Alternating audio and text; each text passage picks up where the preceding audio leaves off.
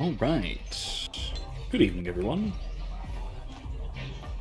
Welcome back. Hello. We are back to KOTOR. That's the Old Republic, and we are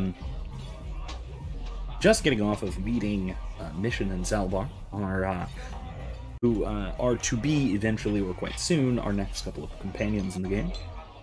Before they actually join us, we have some more exploration to do. We have some of these swoop gangs to deal with. We have more people in this cantina to talk to as well that we haven't discussed, that we haven't really met with yet. We have... who is that? Oh, that's leaving. I don't want to leave.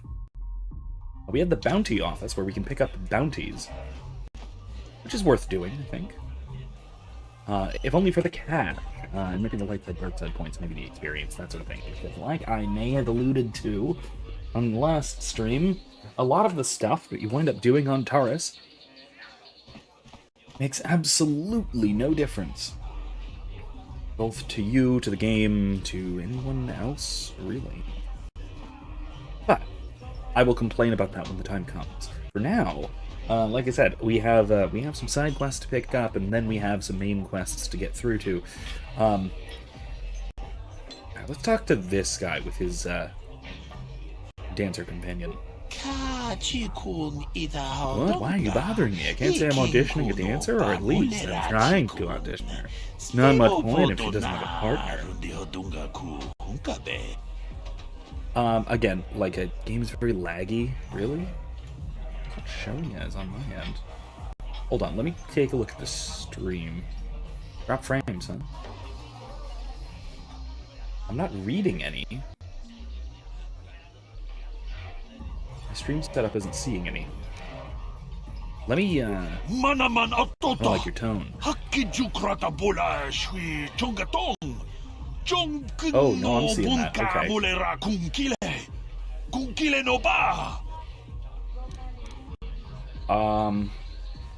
No, yeah, you're right. You're absolutely right there. What can I do about that? Crap, I thought I was gonna have fixed this. I'm gonna leave for the moment. Hold on. Oh man, nah, you're right. That's nasty. Hold on a second. Hold on. This property. Okay, that window. Okay. After cursor, yeah.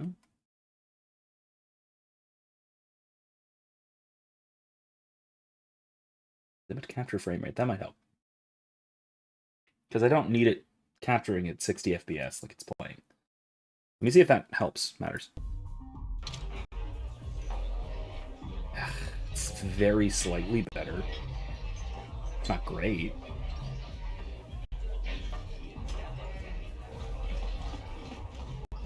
That's not good, though. Darn it. I really thought I was going to have this fixed. Alright, let me see. It was not doing this until I went live. But it's not showing that I am dropping frames. It is clearly a problem that is going from the game to my capture software. And again, I'm telling you, eventually I'll have this resolved, but let's try that. Look great. Let me try this. I don't know if this is gonna... Okay. It's a little better. Let's drop it a frame or two here and there, but it's not bad.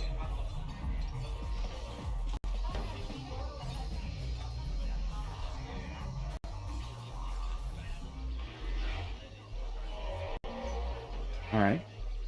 I'll keep an eye on this, and you keep an eye on this too for me. I'm still having all kinds of issues with it. I know the frame rate is just sort of lower now. I don't know why. I didn't turn that. I switched that back. Also,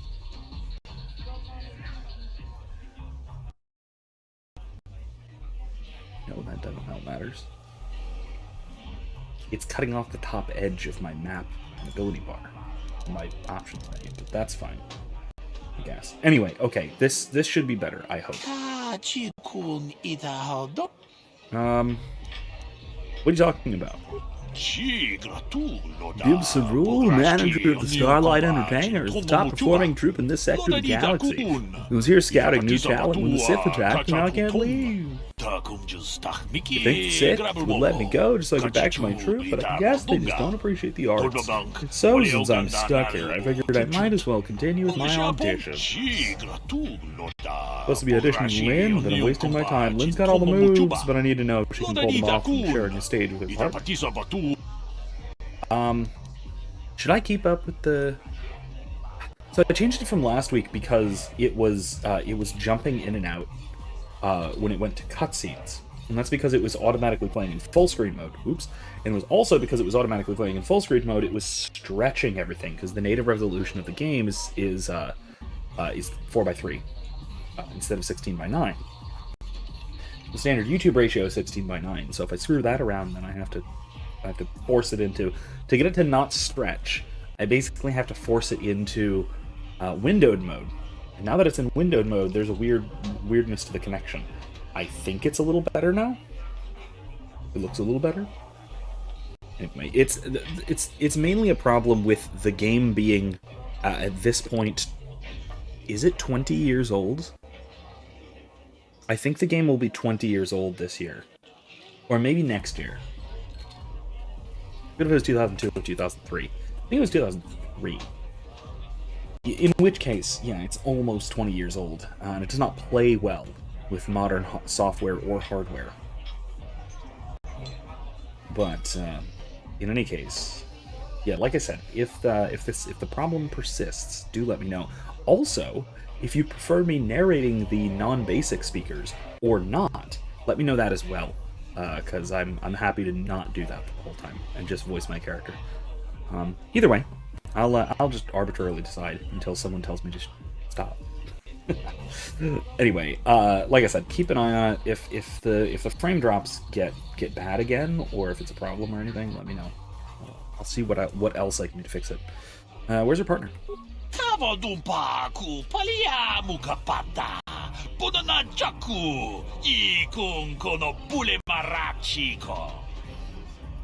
Maybe I can help her out.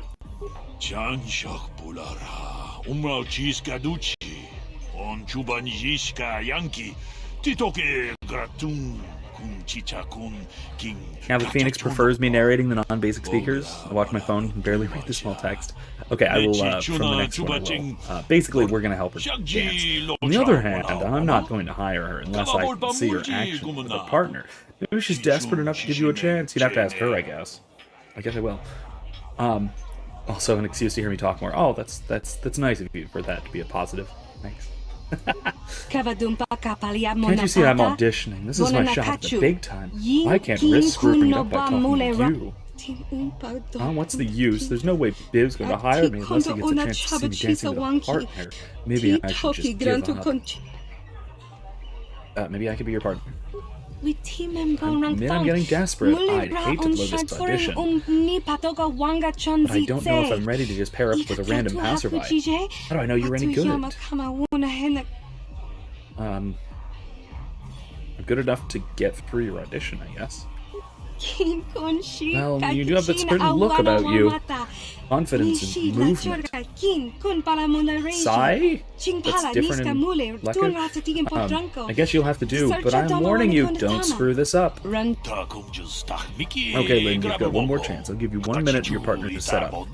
Then let's see what you got. Okay, I've got time to watch you for 3 more dances. Make them count. Okay, just follow my lead. Remember, the more complicated our steps, the closer we dance, the more it'll impress me. Getting rough on the skipping again, really? That is a little bit. I'm getting close. Don't trip me up. Okay. Let's go through this sequence, and then I'll fiddle with it some more. Let's go close beside her. Oh man, that's skipping a lot. Yeah, I'm Sorry about that. Very nice, Lynn. You know your partner isn't too bad for an amateur. Okay, let's see what else you've got. Okay, we're off to a good start, but like Bib said, not bad for an amateur. This next dance is a little different, so watch me for the pickups and follow my lead. Okay. Yeah, hold on. Let me fiddle with it a little bit more. So this. Properties. Let me change the hook rate. Maybe that'll do it. Okay, this is better temporarily. Maybe this will do it. I know the computer just can't handle it. My computer is just not designed for these cutting edge 2003 graphics. Epic graphics, man.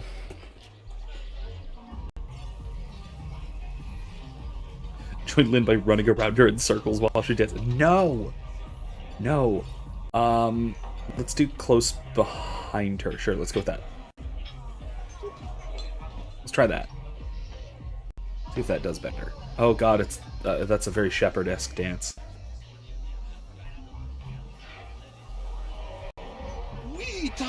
Okay, it's a little better, but it's not good. Nice tempo. Good looking, Lynn. One more dance to go. Okay, one dance to go. Bib looks happy. As long as we don't screw up, I think we've done it. Follow me and please, just keep it simple. Keep it simple, huh? Okay.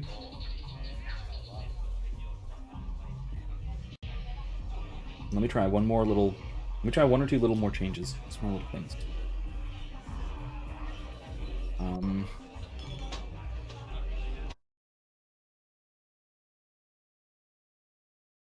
Don't want to do this. Properties. Let me try fastest hook rate. That might blow something up, but maybe it'll work. Let's go very close face to face. Let's go all the way. Let's go crazy. Let's also see if it picks up all the frames. Oh, it seems to be. Okay, that's pretty good.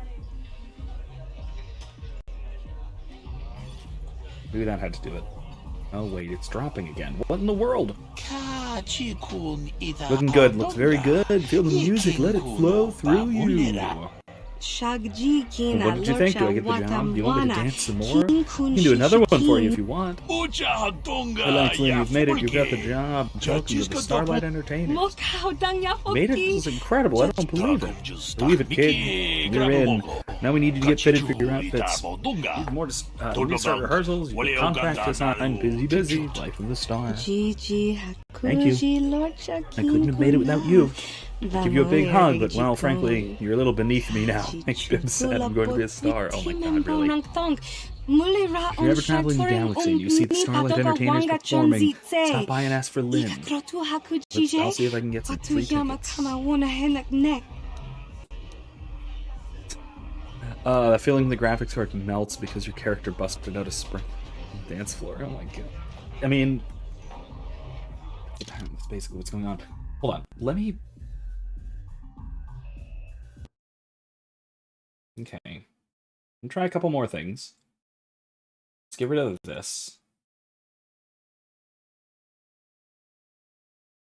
Okay. It's already dropping frames, and it's just the loading screen. It's the... Yes, she's being quite the thought. What is happening? Why is this happening?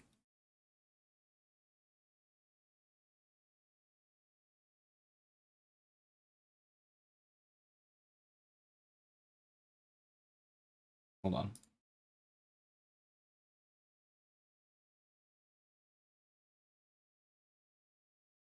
It's jumping all over the place. I'm working on it, guys. I'm really sorry about the weird laggy start.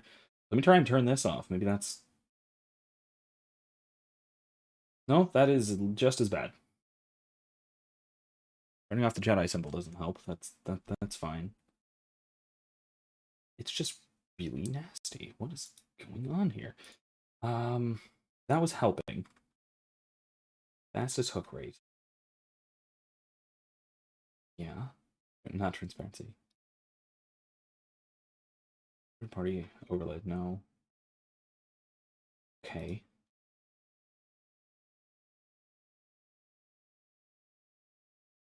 Transform.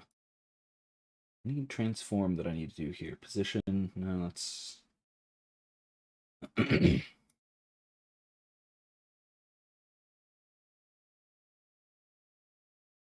Try that.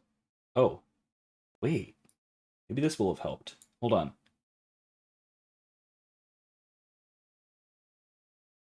Maybe this will help.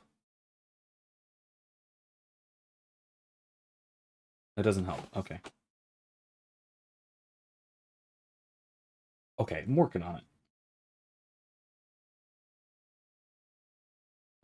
No. I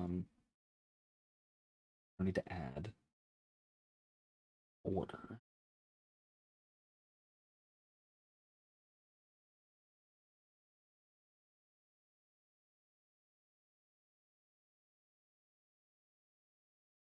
Oh, crap. Hold on. No.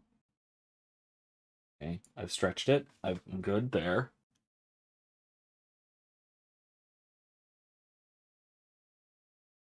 Okay.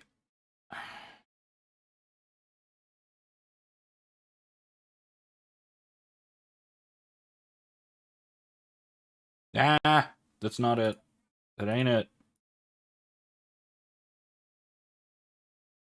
Hi, there's you guys. There's your chat. That's it. Let me. Also, it's blocking me now.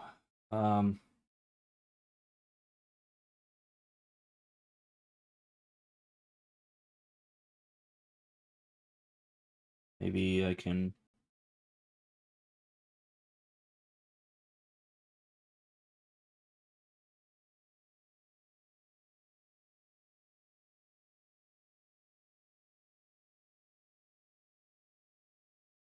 Okay, hold on. I'm edit. Drop left. Nope, that's not right. Hold on. I'm working on this. Let's go to 500. 800. Let's go to 750. Go to 20. Go to 650. Let's go to 600. Go to 625. 630. Okay. Top. Go to 20. Go to 30. Bottom. Go to 30. Go to 40. Okay. And let's stretch. All right, this is awful, but it's better. Okay, cool. This will work for tonight. This is ridiculous, but fine. Okay, cool. There we go. See, this is better. This should not have needed to have happened, but it's better. Anyway, okay, cool. Let's talk to Zax about some bounties. I've not seen you before, human. You are now the bounty officer, yeah? Yes, my name is Zax. I'm the one in charge here.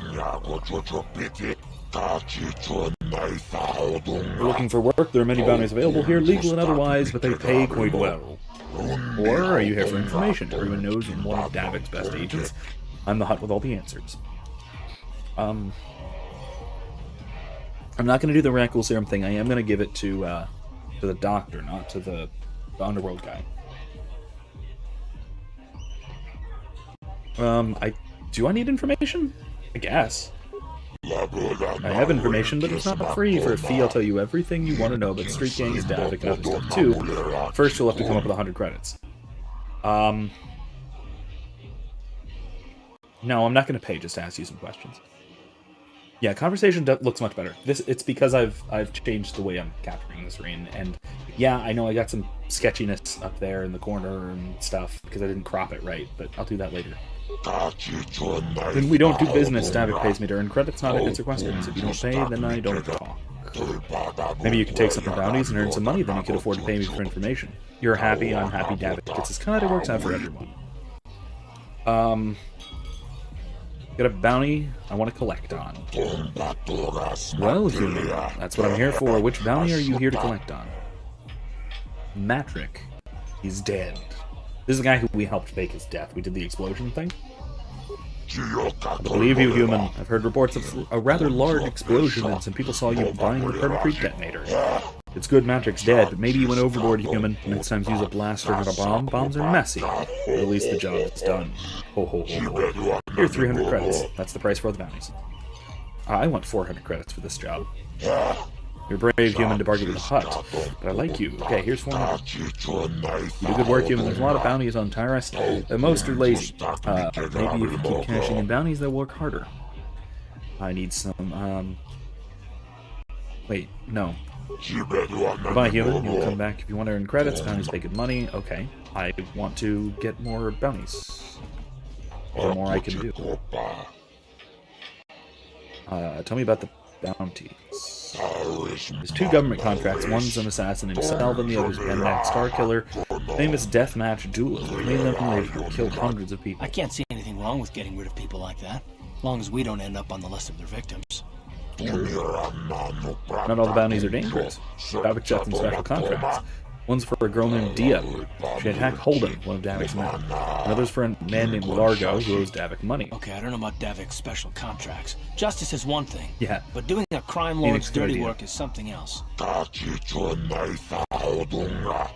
there's Matrick. He used to work for Davik. He betrayed the exchange, and now Davik wants him dead. I'll put all his information in your datapad. Davik's bounties sound more like contract killings. Davik works for the exchange. They don't play games. If you don't pay your debts, or if you betray them or attack them, they get even. People bring Davik's bounties on themselves. Anyway, if you don't like them, you don't have to take them. Like the other bounties, government contracts. Those people are ruthless killers, so they need to be stopped. I'll be going. That's it. Goodbye, human. You come back if you want to earn credits. Oh yeah, you already said that. Okay. Cool. Alright, so we have the information on some bounties. Not that. This. Selvin's bounty. A woman named Selvin, known assassin, no leads. Fine. Bendak Starkiller. Oh. Okay. For this we have to go all the way through the arena in the cantina upstairs, up in the upper city. Okay. Purchase a droid. Largo. He owes a large sum of money. Going into hiding. Maybe we can, like you said, maybe we can fake his death or something. Radical Serum, Karth. Rapid transit system. Oh, return to hideout. I can do that. No, I'm not going to. Haha. Phoenix says, welcome to Star Wars, where Starkiller is a common family name. Yeah, I mean, it was supposed to be Luke's name in the original draft, so it gets used a lot. And then also the point of it being that there's a naming convention on Tatooine, because you have a bunch of names that are established in canon, like Skywalker, Starkiller, Darklighter. Usually it's astronomical term, verb-er, or one who blanks an astronomical term. Is a weirdly common name or surname convention on Tatooine, specifically Tatooine. At least that's kind of been what's been established gradually. I don't know if that still applies in new canon, but in Legends for quite a long time that was kind of the standard. How that works. I don't know what the heck this species is, or if this is just a guy riding on another guy's back, but it's weird. What do you want, human? Come to stare like others on Taris? You think we're strange? Yes. But that's not what I'm here for. Can I ask some questions? Kind of questions. What? I say too much for these, don't I? What kind of creature are you? With your one-voiced tongue, you would call our kind Hairdwag. I notice your other head doesn't say much. Nothing you would hear, at least. What do you know about Taris? Nothing. We're only stopping here to get supplies when the Sith attacked. Imposed a quarantine on all ships that had landed on Taris. Now we're stuck here on a world that hates non-humans. Not a good place to be. Catholic Phoenix says, I don't think that Disney would perpetuate an idea like that. I don't know, maybe. Probably not. They reused the name Starkiller, but they used it for Starkiller Base. They used it for a secret, like, space Nazi project. Technically an Imperial project, I will note. Because Starkiller Base is canonically made, it was carved out of the planet Ilum. The lightsaber planet. Leave us alone, we just want to go home. That process was started, I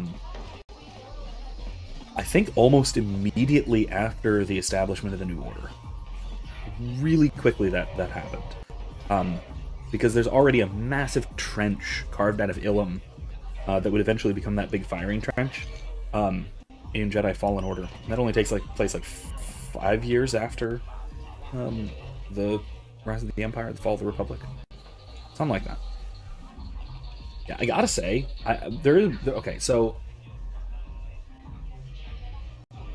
there's a big difference. One of the most notable differences between Disney canon and an old EU canon, especially for that time period, the sort of Rise of the Empire era, is that, and even the post-Endor period, like the Mandalorian type era, is that the Empire seems to have done a ton more damage than in Legends, than the old canon. Like, civilization has basically collapsed in most parts of the galaxy. And there are whole planets that have basically just been wiped out and destroyed. I think the only planets that were actually destroyed by the Empire or during the Imperial period, or the only ones that were base Delta Zero'd, in other words, glassed, completely glassed from orbit. I know, obviously Alderaan. Despair, which was, yes, that was actually the name of the planet. I think it was renamed that at some point. It was made into like a prison colony or something, which was where the Death Star was built and then test fired on the slaves that built it. And then I think only one planet was ever base Delta Zero'd. Whereas base Delta Zero is advertised as a peacekeeping technique that the Empire employs in the first season. I don't think it's the first episode, but in the first season of Star Wars Rebels, the Empire is advertising its new base Delta Zero peacekeeping initiative, which means they glass planets to crush rebellion. Cool. Disney, it's way darker. The new Disney canon is way darker, and a large part of that is because of the rise of the First Order kind of necessitates that the galaxy's kind of spiraling into hell between the fall of the Old Republic and the rise of the First Order. Huh? What? Oh, sorry. I didn't see you there. My attention was kind of focused on the Twi'lek dancers. Look at them waggle those head tails. I don't normally go for these alien girls, but I've had some bad experiences with my own species lately. Maybe it's time for a change. Know what I mean? You're the guy who put the money on Dia's head, right? You're here about that? I guess Zax must have mentioned me to you at the bounty office. Fair enough. I don't care who takes her out, just so long as the job gets done. I can't let her get away with what she did. That wench tried to cut me with her vibro blade.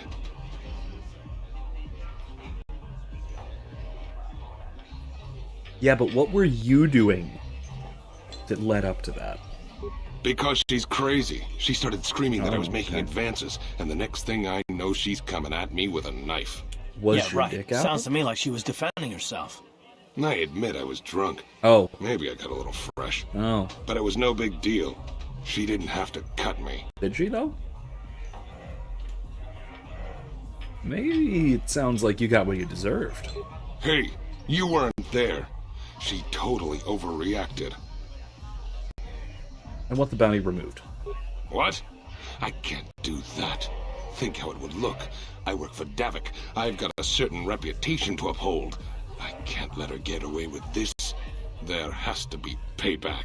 Although, I do feel a little guilty about all this.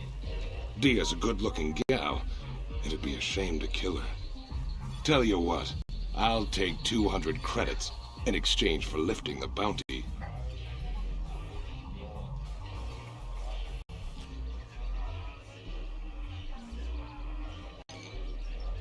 No, if you hire someone to kill Dia, it'll look like you weren't man enough to do it yourself. This might encourage him to go try and kill her, but that's fine, she'll just stab him.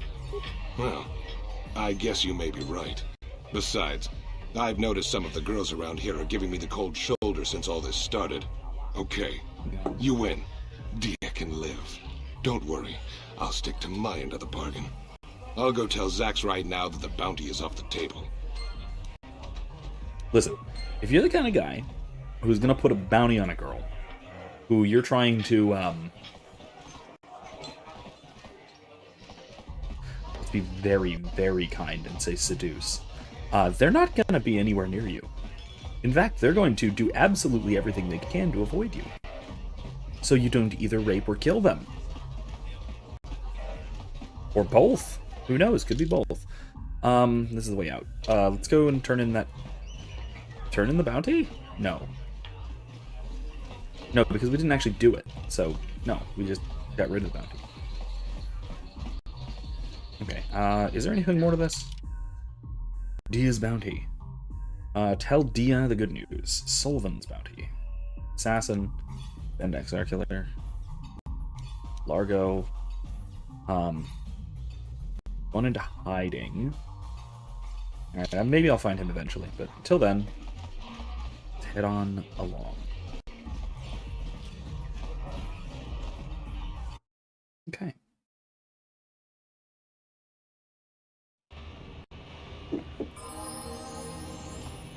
We're gonna keep hearing the ding, kind of in perpetuity. Because like I said, I'm gonna do everything I can not to level up yet. Hey, Hello there. you can't just walk in here. This is the hidden back base. How do I know you're not a Vulcan spy sent to kill Gadon Thek? I need Gadon's help, and I was told to speak to him. A lot of people want to go inside and speak to Gadon. He's a hero of the common folk. But the days of the Hidden Beck's open-door policy are gone. Between the Sith conquest and the Vulcan gang war, Gadon has more enemies than he used to. We're being careful about who we let in now. Hold on, let me check. Let me fix this really quickly. Because I'm realizing that I can fix this. I can fix this a little bit. A little itty-bitty bit.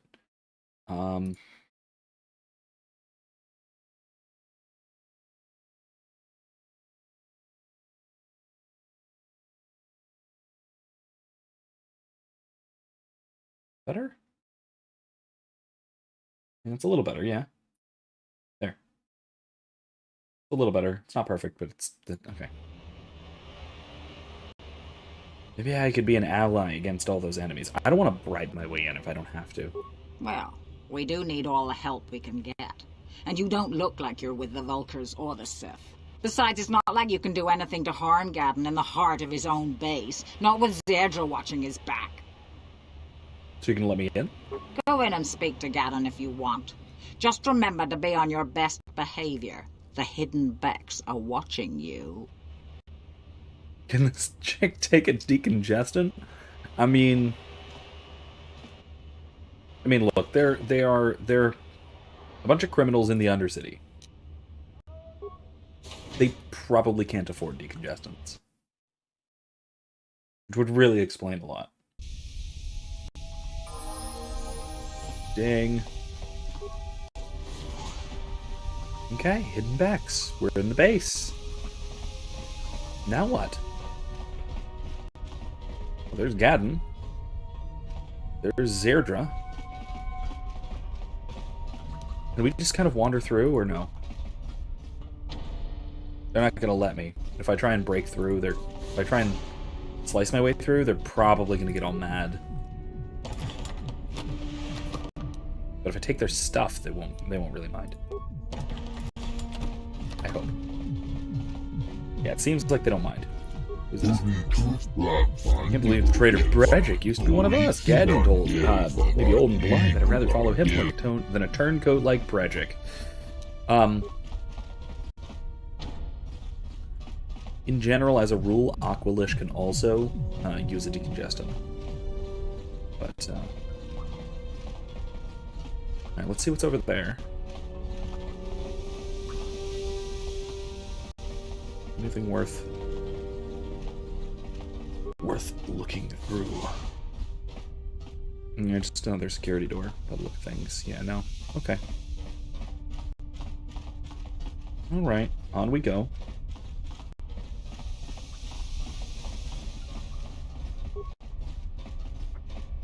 Hold it right there. Who are you? And what is your business with Gadden? Calm down, Zerdra. Nobody's going to try anything here in the middle of our own base. It would be a suicide mission. You're too trusting, Gadden. Bredgick and his Vulkars want you dead. Anyone we don't know is a potential threat, and it's my job to make sure you're safe. Do you want us to start attacking strangers on sight, Zerdra? Like the Vulkars do? I will never let it come to that. Now step aside and let them pass. As you wish. You can speak to Gadden if you want, but I've got my eye on you. You try anything and you'll be vaporized before you can say Vulkar spy. Alright. We know who's taking things seriously here. You'll have to forgive Zerdra. Ever since Bredgick and the Vulkars began this war against us, she's been a little overzealous in her security duties.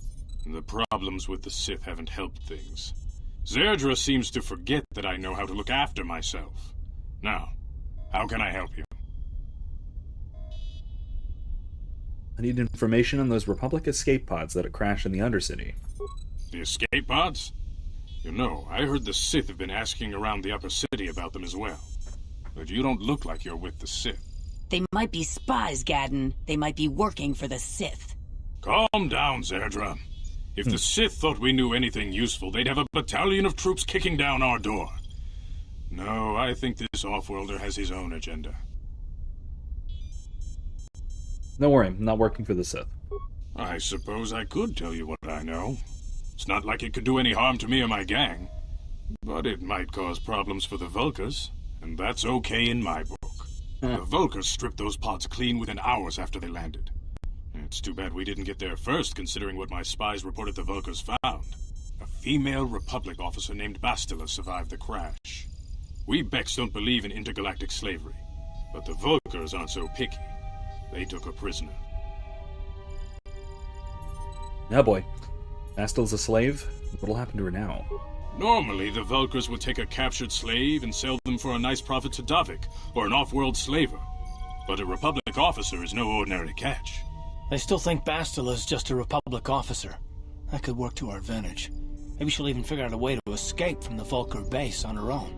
She's too valuable to leave with the Vulkar scum at the base. Bredgick's probably got your Republic friend hidden away somewhere safe until the big swoop race. You'll never find her. Swoop race? What does that have to do with it?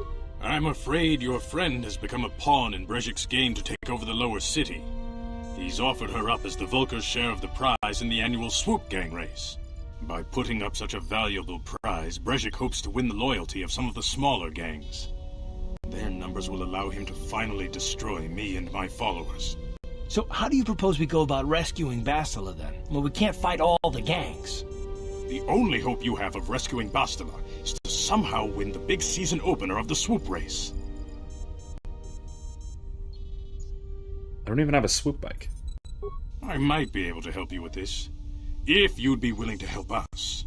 We both have something to gain here, and much to lose. What are you proposing? The swoop race is for the lower city gangs only. I could sponsor you as a rider for the Hiddenbecks this year. If you win the race, you'll win your friend's freedom. But first, you have to do something for me. My mechanics have developed an accelerator for a swoop engine. A bike with the accelerator installed can beat any other swoop out there. But the Vulkars stole the prototype from us. They plan to use it to guarantee a victory in this year's swoop race. I need you to break into their base and steal it back. I see. How am I supposed to get inside the Vulkar base? Getting into the Vulkar base won't be easy. The front doors are locked tight. Okay. But I know someone who might be able to get you in the back way. Mission Vale. Mission? Oh. Gaddon, you can't be serious. She's just a kid. How is she supposed to help them with this? Mission's explored every step of every back alley in the lower city. Plus, she knows the undercity sewers better than anyone. If anyone can get inside the Vulkar base, it's her. Where can I find her? She and her Wookiee friend Zalbar are always looking to stir up a little excitement. They like to go exploring in the undercity, despite the dangers. That sounds unwise. Your best bet is to look for her in the undercity. But you'll need some way past the Sith guard post at the elevator. I've got some Sith uniforms. A simple disguise might have worked on the upper city guard, but the security down here is much tougher. You'll need the proper papers to get past him. Luckily, my gang That's ambushed weird. one of the Sith patrols headed down to the undercity. They never made it, and their security papers fell into my hands. Since we're working together now, I suppose I could give them to you in exchange for your uniforms. With the security papers, you won't need a disguise anyway. Why do you need Sith uniforms? I like to be prepared. Eventually, the Sith are going to try to drive us out of the Undercity. Sith disguises might give my people the edge we need in a crucial battle. Alright, sure. Sounds good. Good choice. Thanks for the uniforms. You won't need them with these security papers anyway. Now, is there anything else I can do for you? Papers is also weird, but okay. I mean, that's an odd thing in a Star Wars context. I'll get back when I get the accelerator. I suggest you hurry. The swoop race is coming up, and we want you to have time to practice before the race. Alright, so we need to go down to the Undercity. I'm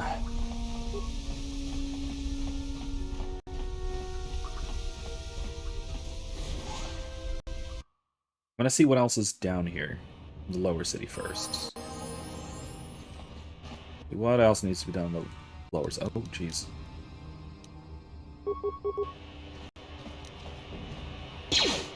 Oh, jeez.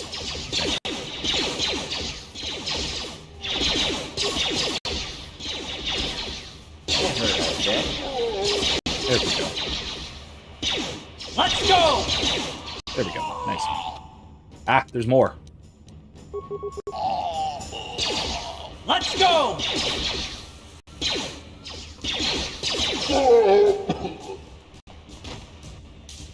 Okay.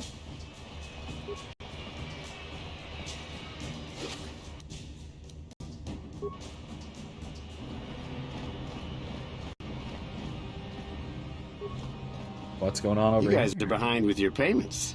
What do you think just because you're in some gang, you don't have to give Davik his cut? I don't see Davik doing anything for his share. We do all the work. Davik claims he's part of the exchange. Let's see him prove it. Yeah, let's see the big crime lord come get his money from the Black Vulkars. Ah, so you want to play this the hard way? Okay.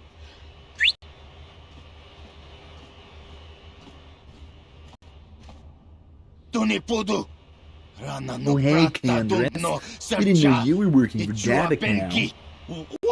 Yeah, we were just goofing around here.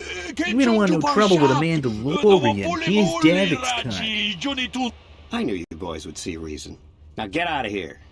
Too bad. I was looking forward to cracking some heads. Maybe next time, Candace. I better get this over to Davik. I'll call you if anyone else gets behind on their payments. Nice. That's not very Mandalorian armor you got Those there. Vulkars are dumber than a Coruscant granite slug. They actually think being in that pathetic little gang of theirs makes them important. Gaddon keeps his hidden Becks in line, but Brezhik's getting dreams of grandeur. If Davik's smart, he'll slap that young punk back down. Who are you? I'm someone you don't want to get on the bad side of. And I'm not one for small talk. I don't have time to stick around here anyway. Davik's got me working on a special assignment. Okay, crew cut. What is this way? Where are we going here? Lower City Apartments. Did we come out here?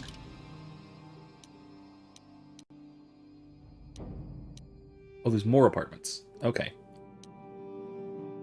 Blank Vault Device. Alright, let's go, see what else is through here.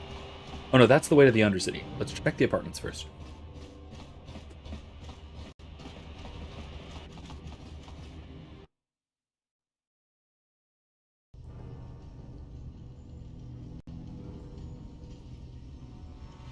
Hey, it's Calo Nord. We seem to be taking great interest in our progress. Do you need something, little man? Quiet, Lugro. That's Calo Nord, the infamous bounty hunter. There's a bounty on your little green heads. I'm here to collect. The only way you'll collect that bounty is over our cold, dead bodies. That's the plan.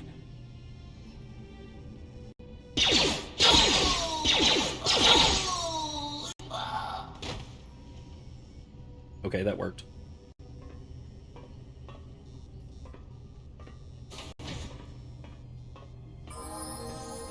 Okay, yeah, he's pretty good. He's pretty good. Uh-oh. I've made a mistake.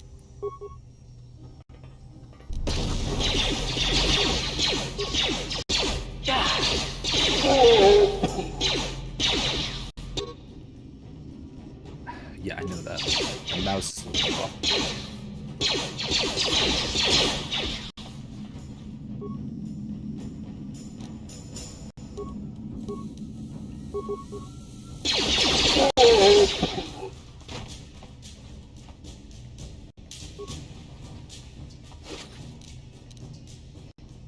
Knockstag combat suit? Okay.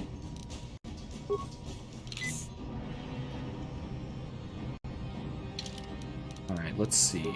We can give Karth? We already have a combat suit, never mind. Yes? Yes. There's a mine over there. Right? Cool, cool. Over here. Nothing? Nothing. Let's try and recover it. It's gonna go really bad.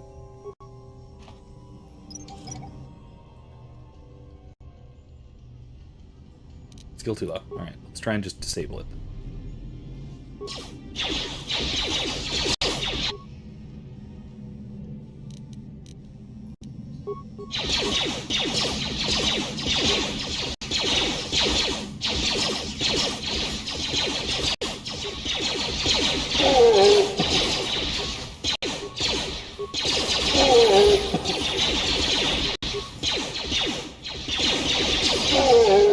Okay. Not kill those guys yet. They haven't bothered with us.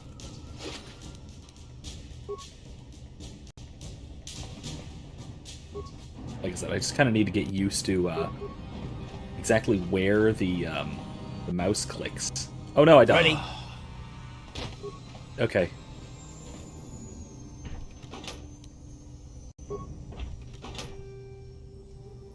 What? Ready. Yes? Okay, cool. Got my stuff. I just had to die first. That's fine. That is a fairly effective way of accomplishing that goal. It's really stupid, but it works.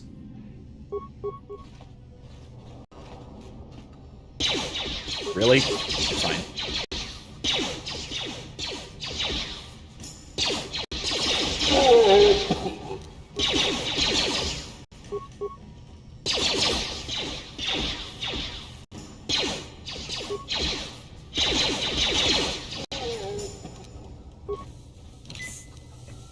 I don't have a lot of hit points.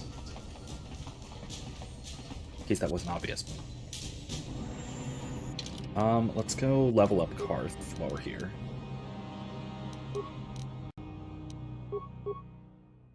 skills. At least one skill point. Oh my god. Trade and tree. He needs it. Okay. Beats. Recommended. Rapid shot. What else can he do?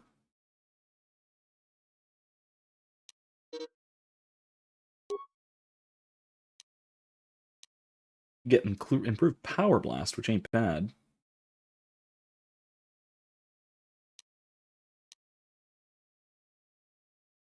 Get him dual wielding. Oh, he already has good dual wielding. Okay. Then yeah, we should do rapid shot because that's great for dual wielding. Okay. Accept. All right, sounds good.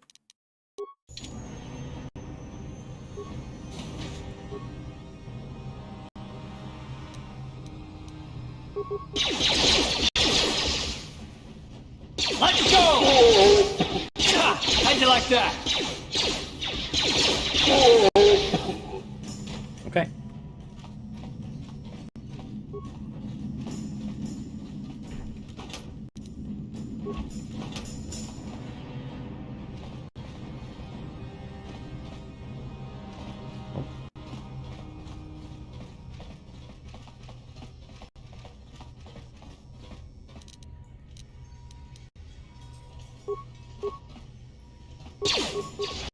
Down you go!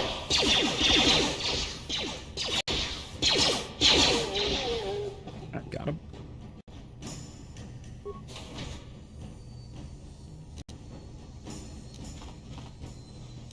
I'm gonna try and disable it.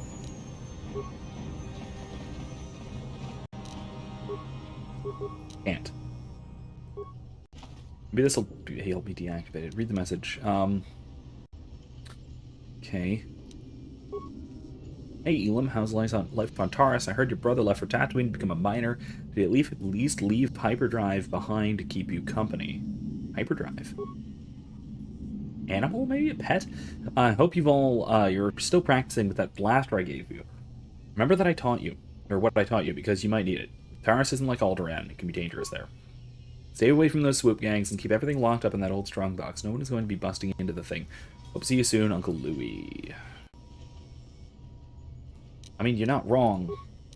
Because I can't. Not without dying.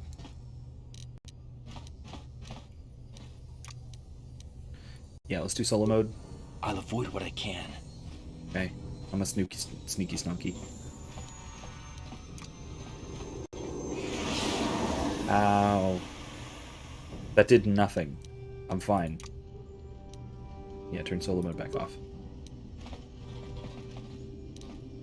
Alright, let's try and security it. Computerized touch panel with a password entry system. It's older off-planet model with no interface for you to slice it. Figure out the password. Try to enter the password. Not authorized. What's the name of your pet? Hyperdrive. Taught you to fire blaster. Uncle. From Alderaan. Identity confirmed. Lock disabled. Welcome, Elam. Okay. Republic mod armor. That looks nice. Can I use it?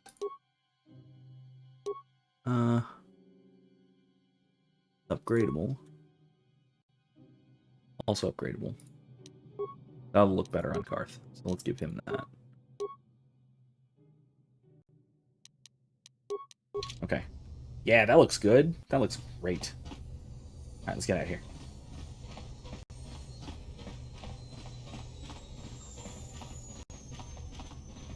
Oh no, I hear Michael going to sleep. And by going to sleep, I mean thinking he's being murdered. Fine, just shoot it. Can I? I can't. Why can't I? No problem. Got it. Yeah, I can. Selvin. Who's this? Stop right there, or I'll give you a blaster shot right between the eyes. Now, what are you doing here? Oh. Who are you? No, I'm the one with the blaster pointed at you. I get to ask the questions. I think we're kind of in a Mexican what are you doing standoff here? We want to do this now.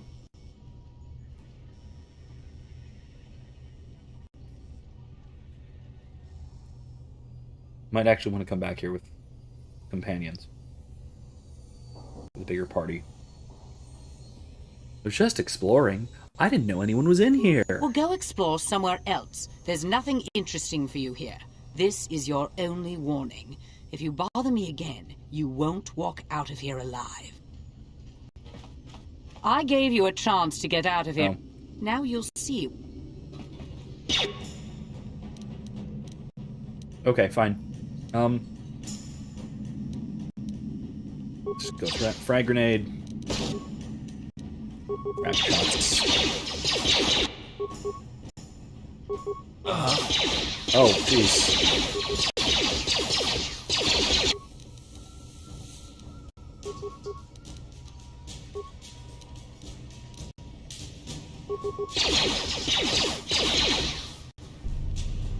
There we go. That does the job. Got her. Alright. Sure. I'm okay. You bumped into a Texan homo there with a British accent. Also a dangerous assassin. Ooh, we got the scope, adrenaline amplifier, and a neural band. Let's see what those do. Neural band. Excuse me, increases will saves. Alright, sure. Nothing in there, nothing in there. Nice new energy shields. Some cool stuff. Heavy blaster. Alright, we cancel. Something. How about that heavy blaster? Lower crit threat. No, wait, same crit threat. Literally just higher damage. It's nothing but higher damage. So, perfect. Heavy blaster. Alright. Now the belt thing. Adrenaline amplifier. Saves increase reflex saves. I'll give that to Karth. Because I need my stealth belt. Okay. Anyway. Yeah, a Texan homeowner with a British accent is pretty great description of that attitude, at least. Hey, don't come in here. I will shoot you dead. Don't ask questions. I'm the one with the gun. Like, yeah, that's fair. Can't really dispute that. Oh, hello.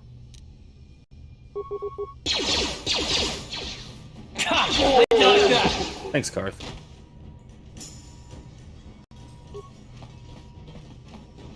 Why is everyone in here a Black Vulcar? Everybody in this apartment complex is Black Vulcars. Is this just where they live? This is like their dorms? Their biker gang dorms? Alright, let's get out of here.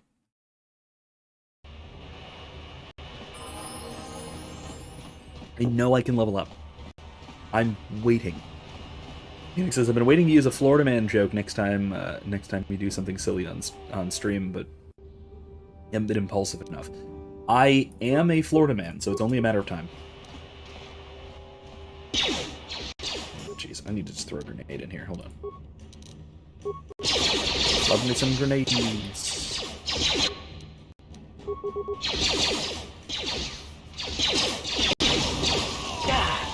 Ow.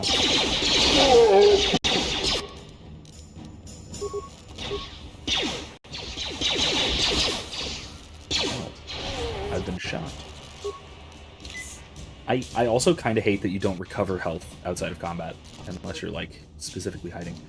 Rapid transit system, return to your base, map screen, you'll see a button that says return to hideout. I don't want to do that right now. In the apartment complex, you read transit back. It'll bring you back to this location. What? Oh my god.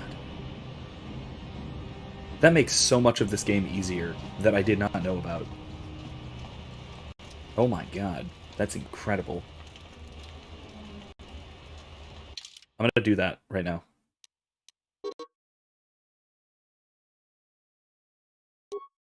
Yes. Yeah. Fully heal and then come back? Absolutely.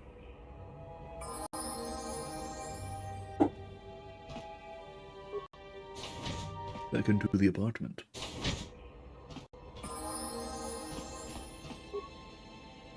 locker. Nothing.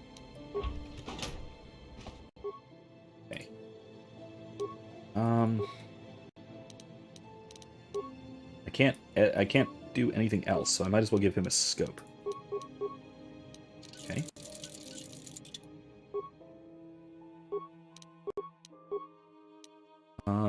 Okay, it gives me a defense bonus. Yeah, sure. Can I edit his? Do I have anything for... No. Okay. Prototype Vibra Blade. Just the one. Alright, cool. Let's see if Karth has anything new to say.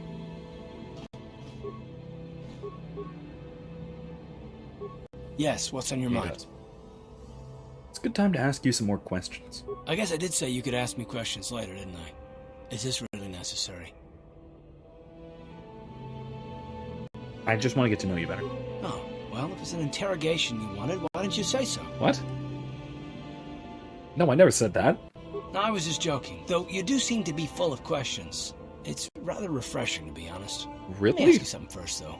I've been going through the battle aboard the Endar Spire over and over in my head since we crashed. Some things just don't add up for me. Maybe you could tell me what happened, from your perspective.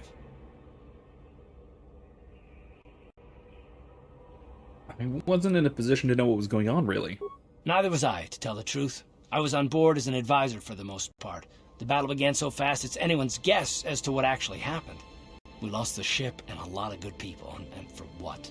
On the hope that the Jedi powers would save us somehow? Not that Bastila had much of an opportunity to act. We didn't choose that battle anyway, it got forced on us. Hell, I'm just as surprised that any of us are alive to talk about it. Come to think of it, it's more than a little surprising that you happen to be here, isn't it? I mean, just what is your position with the Republic fleet anyway? I used to be a smuggler, if you must know. I was recruited into the fleet for my knowledge. A smuggler? I should have guessed. Now, isn't it odd, however, that a smuggler who was added to the crew at the last minute just happens to be alive? Well, I mean...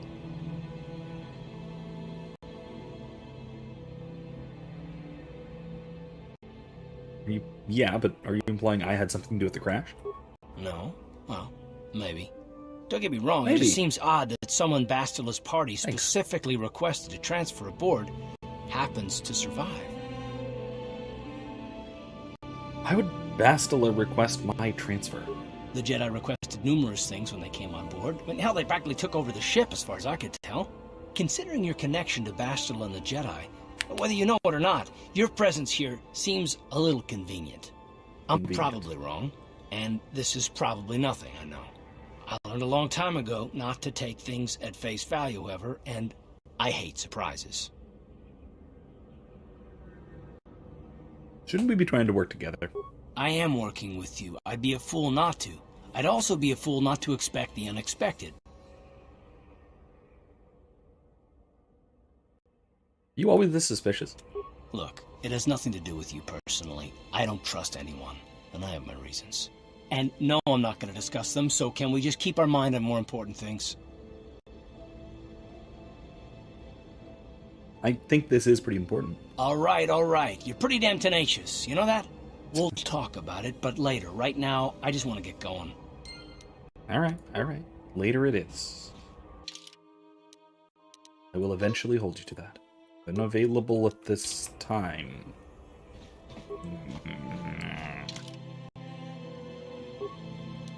Okay. Yep, literally just Karth, but fine.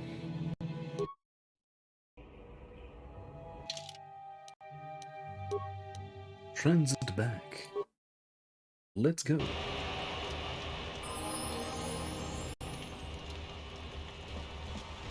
That's phenomenal. I did not know you could do that.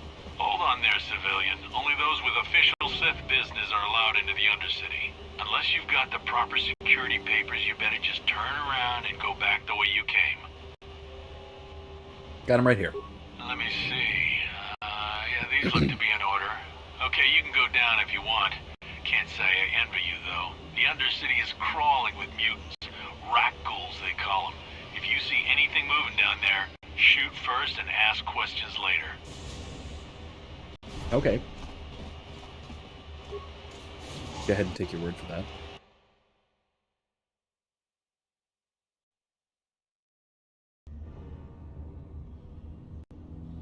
You there, Upworlder! Anyone using this elevator has to pay the toll. Yeah, this is our elevator. If you use it, you gotta give us something. I don't believe this planet. Even the beggars are trying to shake us down. 5 credits! That's what it costs to use our elevator. 5 credits! You know I'm here to help you, right?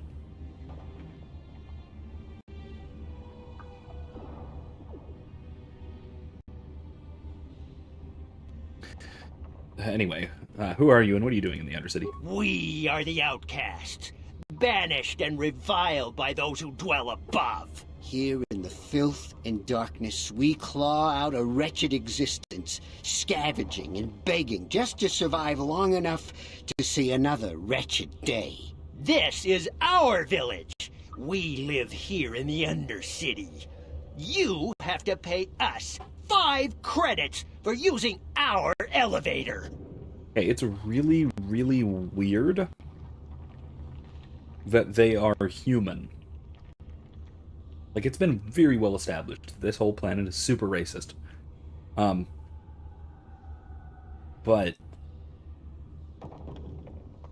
the outcasts, people who are completely driven out of society, not just driven to the lower levels, like the crappy parts of the city, but driven to the plague-infested, rotten Undercity. All humans? That's really, really weird. Yeah, you poor people, you need the money. Here you go, 20 credits. Credits, my brother! We have credits. Now we can buy food and medicine. Hush, or the others will hear us. They'll want our credits. We have to hide them. Go on, you two. Get out of here. I'm sorry about that. Those 2 beggars give everyone in the village a bad name. We aren't all like that, you know. Most of us are good people. I'm sure you are, miss. It's just too bad your little welcoming committee is here to give people a bad first impression. So, first of all, Phoenix said they could probably beg you for the 5 credits and likely get it, but they decide that it's best to threaten you. I mean, I don't know if there was really a threat. It was just they were trying to be official. It was trying to say, hey, this is our elevator. You use it. They set up a scheme instead of just waiting here for people to ask for money. Because, let's be honest, coming out of the elevator, from the upper levels is probably where most of the money and goods and supplies and everything comes from down here. So that's reasonable. The other thing is, her voice actress is already familiar. Same as the Sith officer, who we got totally drunk and stole her uniform. And also, it's someone we've also, a voice actress we've also heard in another game, in Dragon Age Origins Awakening, the voice of Villana, the homicidal elf. And then also the voice of Azula from Avatar: The Last Airbender. Anyway, my name's Hain Char. Who are you? My name is Shalina. You're from the Upworld, aren't you? I've never seen it. I was born here in the Undercity. Is it as nice as they say up there?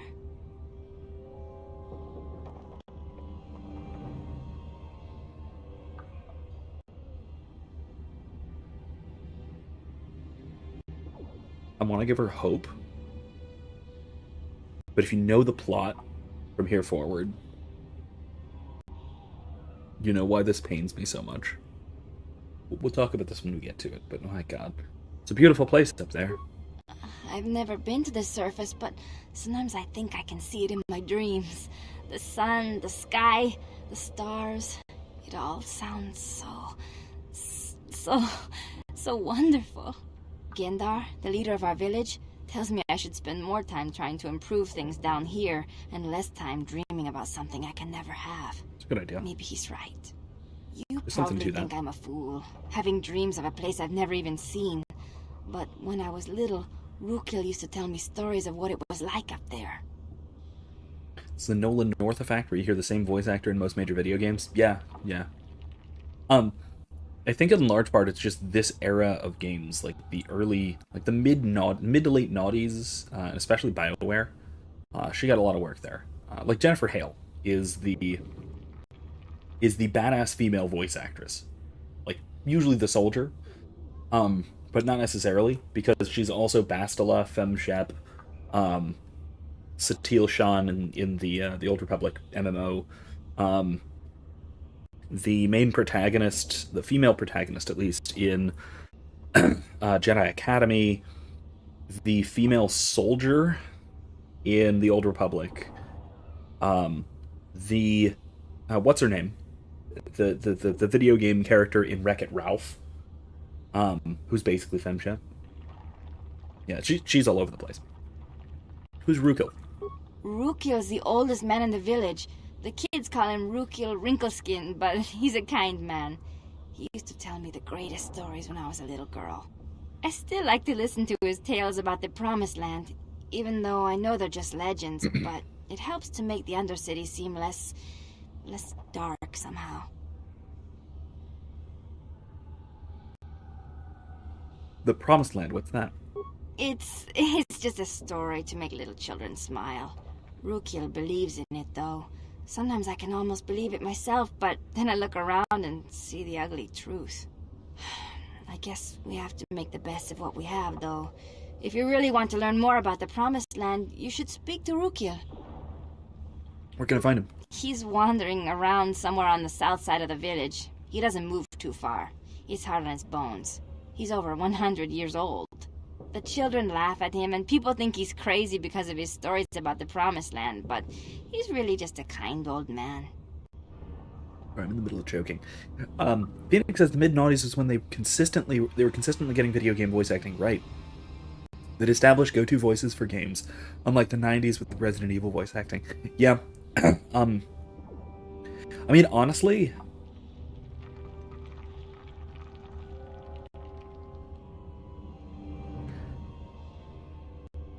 I might have to say that visual media storytelling, in general,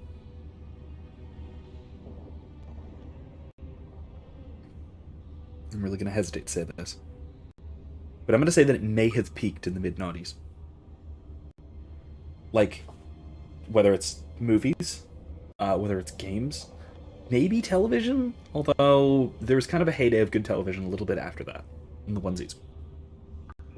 During the early advent of streaming, when there's a ton of TV competition. But the long-form storyline there. But, I mean, then again, late 90s, early noughties also gave us stuff like DS9 and even Enterprise. I'm also going to get hate for calling Enterprise one of the best Star Trek series there was, like DS9 and Enterprise, which are my two favorites. Beats TNG, beats Voyager. Probably beats original series, too. In any case, anyway. But I do think that, like, think about the movies we got in the early to mid-noughties.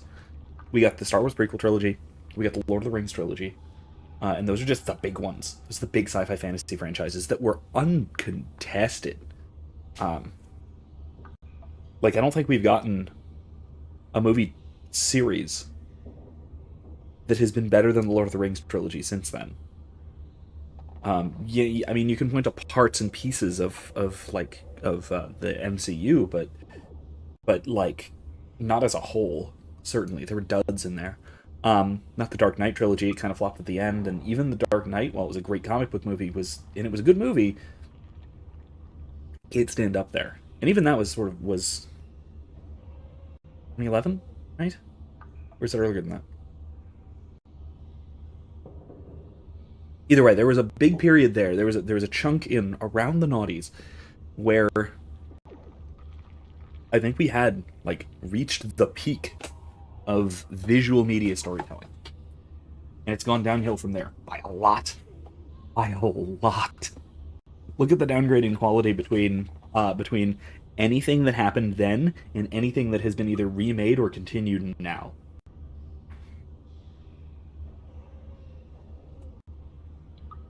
Like, even just story-wise, look at the difference between the Halo games and whatever the hell they're doing now on Paramount+. Oof. I'll be going. Oh, okay. Well, if you ever need anything, or if you just feel like talking, come back and see me. I hardly ever get a chance to speak to someone from the Upworld. Or, like, really, we can also just think of, like, the Star Wars prequel trilogy versus the sequel trilogy. Like, that's really straightforward. Huge world of difference.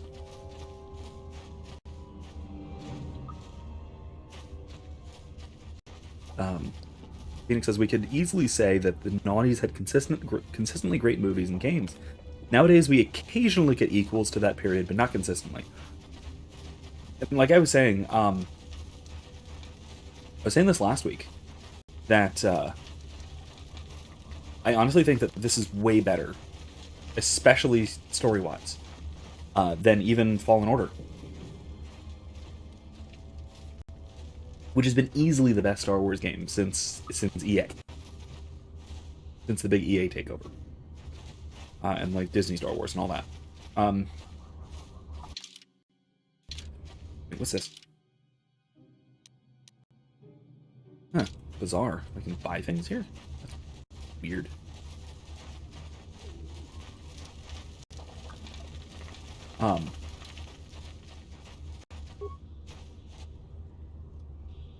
Hey, you ain't from the village.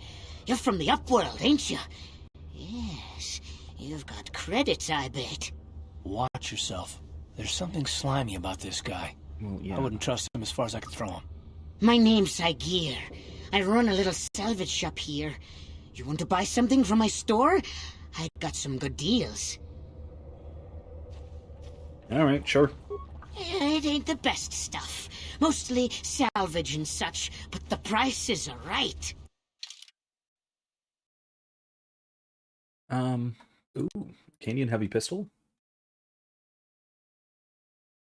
Attack modifier +1. Or 750. Jesus. Vibrations hell. And that cards. What can I sell? What do I not need? He's not gonna buy those. Combat suit? I'll buy one. I'll sell one of those. Don't need a short sword. Don't need 3 blaster pistols. I need the rest of those. Heard his voice actor before. He sounds like subtle Invader Zim. Could have been. Could have been. This was around the same time. Alright. Show buy list. I still only have 604. Do I have any of these?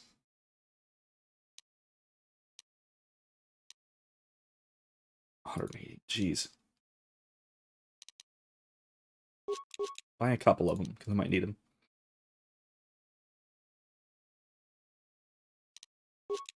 Need at least a couple of med kits. We'll be fine for now, I guess. Alright. Talk to this old wrinkly Rukar. Rukar? Gendar. That's it, Gendar. Wrinkles. Greetings, Upworlder. We rarely see your kind here in the Undercity. I find it strange that so many of you have come down from the surface recently. No offense, but I can see why people normally avoid this place. Why have you come into this dark and sunless place? Is there something you need of me or my village? I will help you however I can. Wow. That's unbelievably generous of you, given the circumstances. Who are you people? Why do you live in the Undercity? We are the outcasts, shunned from the surface for our crimes and banished here to the Undercity. We banded together to form this village that we might survive in this hostile environment. I am Gendar, leader of this village, as my father was and as was his father before him. Many of us have been here for generations, our ancestors cast down long ago. There is no return to the surface for us or our descendants, but somehow we managed to survive amidst the filth and roaming bands of deadly rat ghouls. Wow, that's horrible. Life down here can be difficult. It can break the spirit. Many in the village have become bitter and hopeless, especially those newly cast down. But life goes on, and we must try to make the best of what we have. And maybe someday we will find a better life. Listen to me. I'm starting to sound like Rookil. Tell me about the rat ghouls that live down here. The rat ghouls are monsters, hideous mutations who feast on the flesh of our villagers. Their diseased jaws can infect those they attack, transforming the victim into one of those abominations. We know of no cure for the disease, and for the good of the village, we must banish any who become infected, lest they transform and turn on us. I want to ask you some questions. Ask your questions, Upworlder. I will answer to the best of my knowledge, though I know little beyond the borders of the Undercity. Oh man, yeah, Phoenix says, I have a sad theory. But yeah, you're not kidding. Perhaps the reason why the humans are the common species down here is because they killed or ostracized the others. That is a possibility. Especially if they share the prejudices of the Upworlders. That could very well be the case. You said something about other Upworlders who came here recently. Our village has seen many visitors from the surface recently. Armored troops, swoop gang members, mercenaries. They come to search our sunless world. They're even searching the sewers. I'm looking for a Twi'lek named Mission Vao. Yes, I have seen this Twi'lek many times, though I've never spoken to her. She and her Wookiee companion often pass through our village on their way to explore the sewers. How do we get to the sewers? There are two entrances into the sewers from the Undercity. One to the northeast of our village, the other to the southeast. But the sewers are dangerous, Upworlder. If you dare to travel those dark tunnels, you would be wise to go heavily armed, unless you wish to become a meal for the rock ghouls and the other foul creatures. I don't think I'll be going. As you wish, Upworlder. Should you have need of anything else, come speak to me. I represent the entire village, and I will do my best to help you however I can. Okay. What about Rukil? Where do I find Rukil? Oh, there he is. It was easy. You come from the world above. Is this the time of destiny, then? Is this a portent of the salvation of my people? Or merely another false sign to mislead us from the path? Are you the herald of prophecy, the beacon to guide us through the darkness? Or are you merely another harbinger of shattered dreams and unfulfilled promises? Be careful. This one might be crazy enough to be dangerous. Speak to me, Upworlder. Tell me what fate you unleash upon us. Salvation or damnation? Speak, Upworlder, I beg you. Okay, then. Can I ask you some questions? A question? You are uncertain, bewildered, perplexed. Understandable, I suppose. Even after 100 years of life, I myself still become confused at times. Perhaps I can make things more clear. Some things, at least. My name is Rukil, the oldest outcast here in the village. Rukil Wrinkleskin, the children call me sometimes. I'm Hain Char. What do you want from me, Rukil? Once I was honored for my wisdom. But over time, the villagers fell away from the true path. Eventually, there was only a single apprentice who followed me. And now she is gone too. What do you mean the true path? No, not yet. I must be wary, careful. You may be a false savior. Dare I share my secrets with you? No, not until you prove yourself. Okay, how? How do I prove myself? My apprentice is lost. I sent her out into the Undercity to find... Well, I cannot tell you. Not yet. Sadly, my apprentice has not returned. Please, Upworlder, will you help an old man? Will you seek out my apprentice in the Undercity? Her name is Malia. I must know of her fate, whatever it may be. I must know what she found. 100-year-old man with some kind of Force-influenced dementia has been surviving in a quarantine for some time. He's mad, but he's hardy. Yeah, and now, to be fair, human life expectancy in Star Wars is like 120. Much longer if you're Force-sensitive, and especially if you're trained. However, not necessarily under these conditions. He's pretty hardy to be living that long like this. Because the main reason for human life expectancy being that long is because of things like advancements in medicine and things like that, and living conditions. This, by contrast, isn't that. Alright, I'll help, Rukil. Finding her may be difficult. Malia could be anywhere in the Undercity. But if you will find her, I will know you to be our true savior. Only then can I reveal my secret knowledge to you. Alright. I'll be back if I find anything. I wish you luck, Upworlder. Come speak to me again once you have discovered the fate of my apprentice. Okay. Okay. What is this? Those look like containers, but they're not. Alright. There's a gate.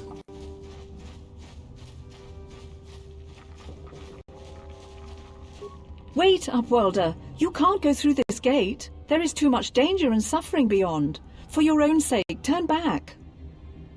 Danger and suffering? What are you talking about? The villagers infected with the Rupgor disease are quarantined beyond this gate. It's only a matter of time until they transform into horrible creatures that would destroy us all. Oh. So you just lock them away in a cage? For the sake of the village, we have to keep the infected ones locked away. And when they finally do transform into Rupgors, we'll let them destroy each other.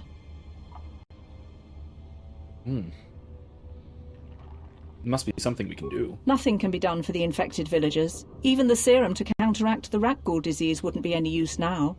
Nobody would be foolish enough to risk going into the pens to give them the cure. The infected ones could transform into Rupgors and attack them at any moment.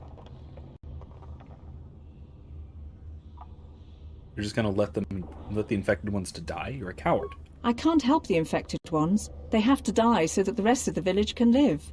I accept this. If you think that makes me a coward, so be it.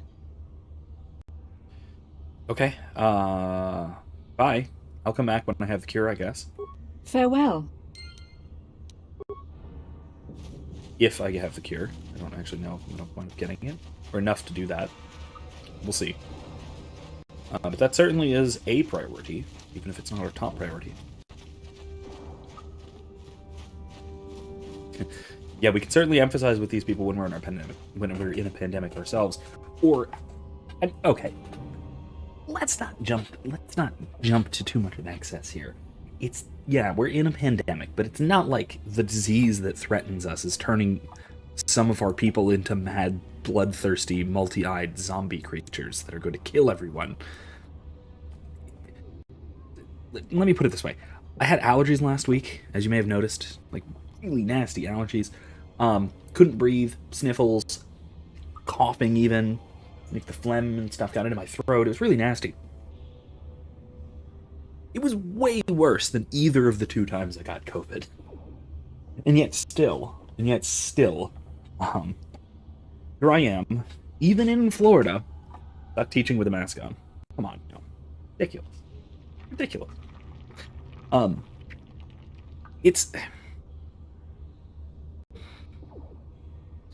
It is a strangely controlling overreaction, I think. It is the impulse when confronted with a dangerous unknown to attempt to exert every bit of control that you can for a sense of security, in order to do something. At least that is the more, let's say, the charitable way of interpreting this sort of thing. And we even see it here, right? In a case like this, it's not like locking the people away in a little cage is the necessary response. You could also just not let them back into the village once they've been infected. Let them survive out on their own if possible, or until they can. It seems like the rat ghouls don't go after them, although I don't know about that. Speaking of phlegm, I've still got a little bit left over. It's been raining, which has been keeping the pollen down a little bit. That helps, but not enough. Yeah, in any case, it's like... But instead, they have to contain and control and quarantine. Which is also worth noting, is what we see above as well with the Sith. Except it's not a disease there. They're doing a quarantine for military reasons. Which really winds up with having a lot of, at least symbolic similarities. Phoenix says, your immune system is so strong that your allergies are more threatening than COVID. Yeah. I mean, I'm not going to say my immune system is that strong comparatively. during the pandemic, I've also gotten the common cold 3 times, and each time was far worse than any instance of COVID that I've gotten. So, yeah. Hurry, Hindar! Hurry! I can hear it coming! He'll never make it. He's doomed. I told him he was a fool to leave the village. He will make it. Run, Hindar, run! Open the gate! Quickly! There isn't much time! I can't! The Rakghouls are too close! The mutants will kill him if you don't open the gate! And if I open the gate, they'll kill us all! No! You can't do this! It isn't fair! Please, make him open the gate! Hindar will die if he doesn't! I can't open the gate. Not while the Rakghouls are so near. Open the gate and I'll kill them. You'd risk your life for a stranger? You're brave, Upworlder. I'll open the gate for you, but you gotta be quick. In a few seconds, I must close and lock it again. Can you just run back inside while I'm... No? You can't. You can't run back inside. Really, Hindar? You're an idiot. Fine. Oh, that's why. Hearth. Kill.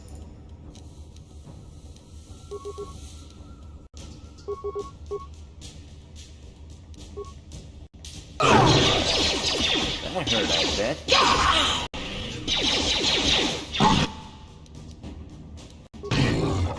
Oh boy. Karth's disease too.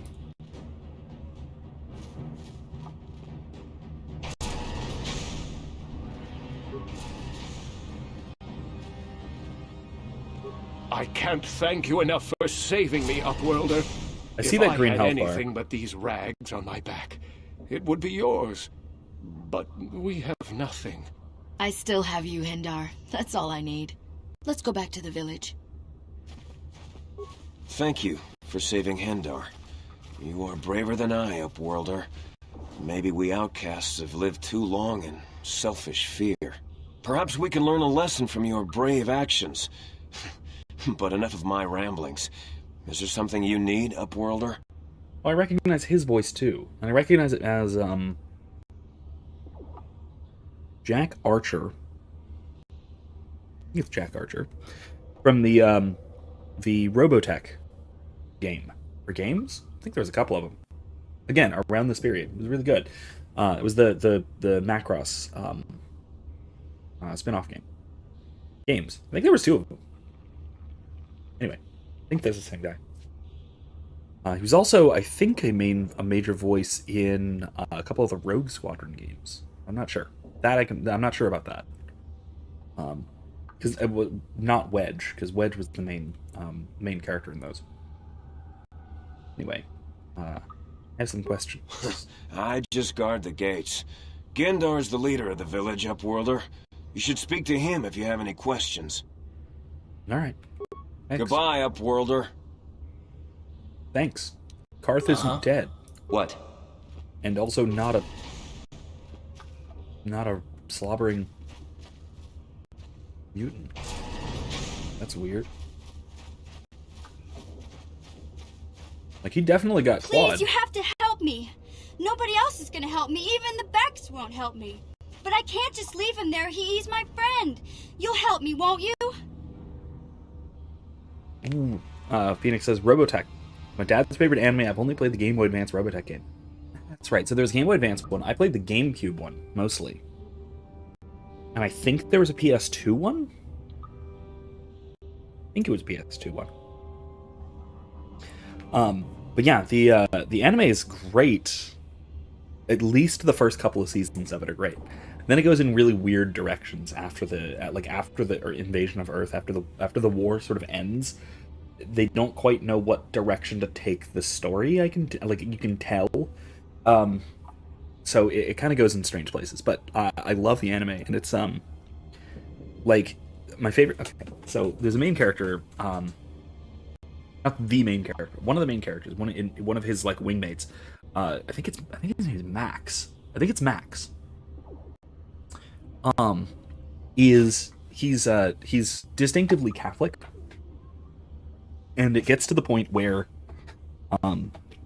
partway through the series, basically what leads to a major truce between the humans and the Zentradi, the alien invaders, is Max, I think it's Max, marrying one of the Zentradi, and in a Catholic wedding. So a Catholic sacrament leads to peace between humans and alien invaders. It's just super cool. I love that. Max Sterling, that's the guy. Yeah, thank you. That's him. Yeah. Yeah, he's the Catholic one, and he's basically the one that leads to there being peace between the two races, at least for a while, at least some factions, because not everyone is going to declare peace immediately, but, you know, huge first step. But yeah, I thought it was great. I thought I really liked the anime. Should rewatch it again. I watched it a few years ago. Because like you, I never really watched it when it was going, because I think when it was going, when was the anime even running? It might have even been like before I was born, because it might have been like the 80s, like mid 80s. And it wasn't one of the ones that was like on Toonami when I was a kid either. So I only went back and rewatched it again recently. And I tend to watch dubs instead of subs if and when I do watch anime, which isn't too much. I'm not big into too much anime here and there. And because I tend to watch dubs just because I have this tendency to multitask, and I can't exactly multitask if I'm having to read subtitles. So I like to have it over there so I can hear it and see it and look over at it while I'm looking at something else.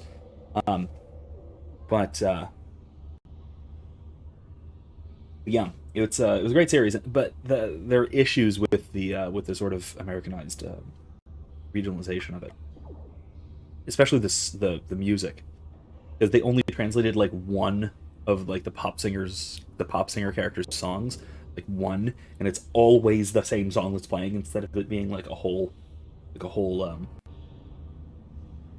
set of different music in the Japanese version.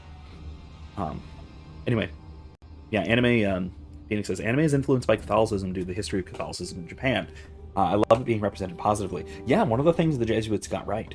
The Jesuits did a great job, eventually did a great job, evangelizing Japan. Though I will also say that, the nukes, the Hiroshima and especially Nagasaki nukes really set that back quite a bit.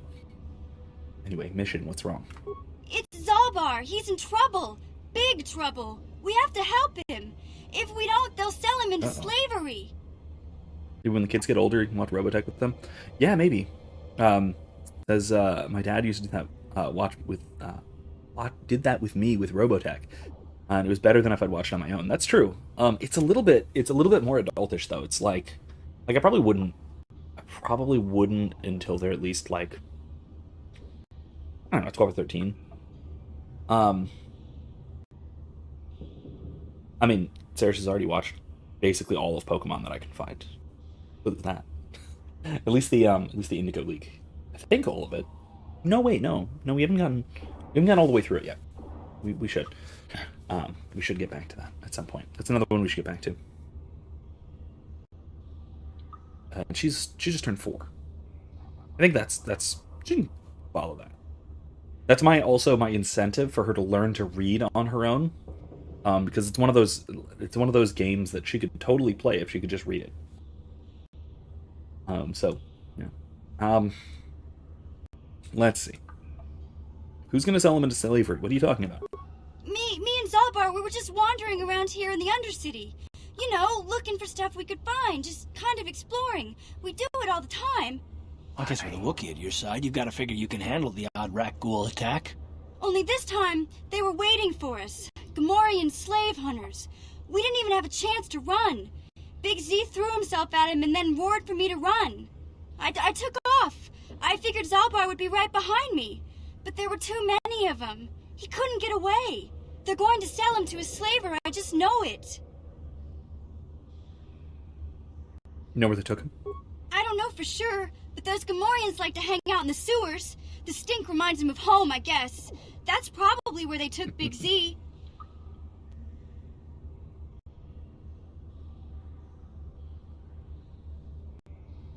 If I help you get Zalbar back, you have to get me in. You have to help me get inside the Vulcar base. It's a deal. As soon as we get Big Z back, I'll show you a way into that Vulcar base. Now come on! We have to find Zalbar before they sell him to slavers, or worse. Do you know where he's being kept? The Gamorreans make their camps in the sewers. I bet that's where we'll find Zalbar. We just went over this. And that's where I'll show you the secret entrance into the Vulcar compound. Yay! Mission has joined the party. Okay. Yay! Let's level her up. Attributes. We need dexterity, right?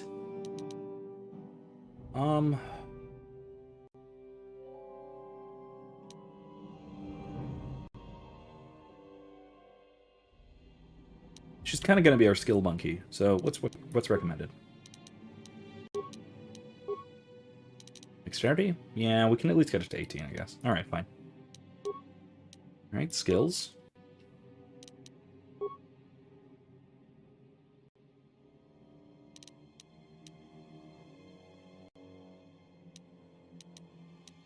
Okay.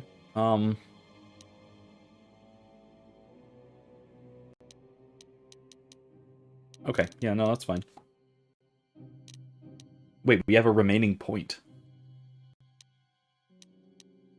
Let's take that down and put computer use up.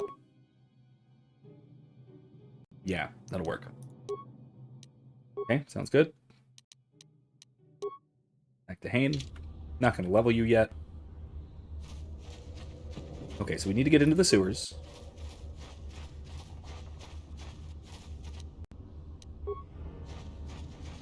Okay, what's this? There's the sewers. Let's wait, though. Let's keep exploring around. Who's that? Is it Candaris? It is. What's he doing here?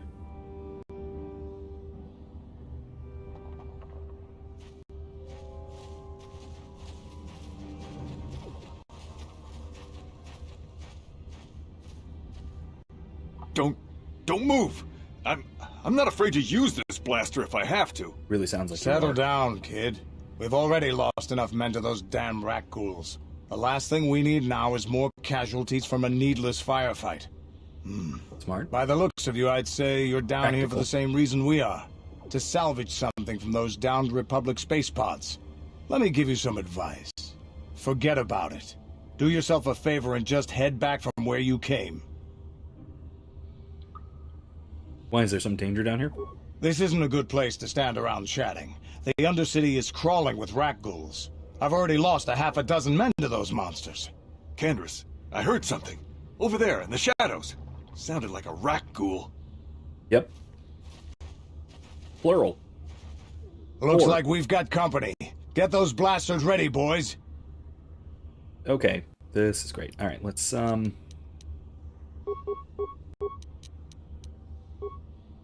likewise. What about mission? Okay. Regular. Yeah. Yeah.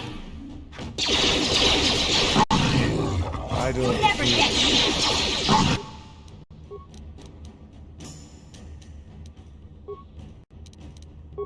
That'll show you. That'll show you.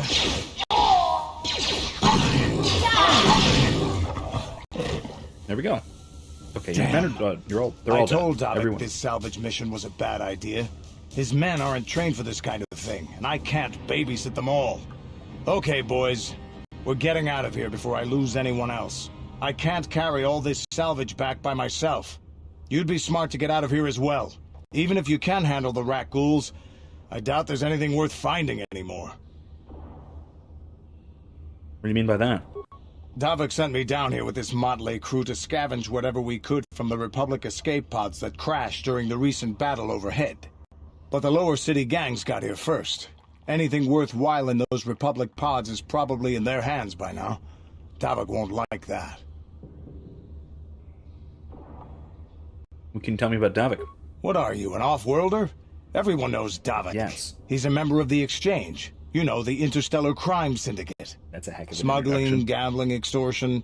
Davik controls it all here on Taris. That's why I'm working for him. But lately, the lower city gangs have been giving my boss some trouble. It's funny that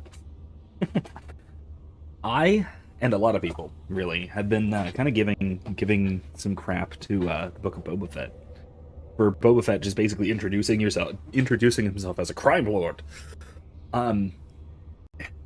as if one, that's a perfectly legitimate occupation, and two, that's not a bad thing, and then three,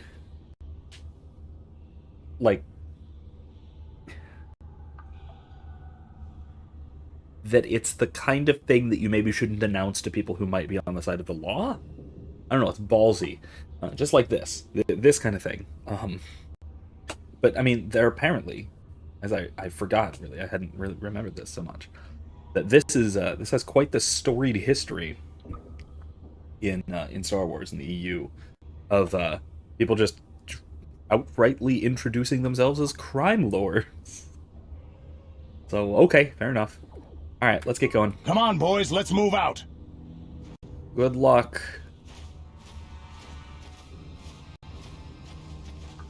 Now what? What's this? Sewers. Yeah? Okay, fine. A lot more rankles over here.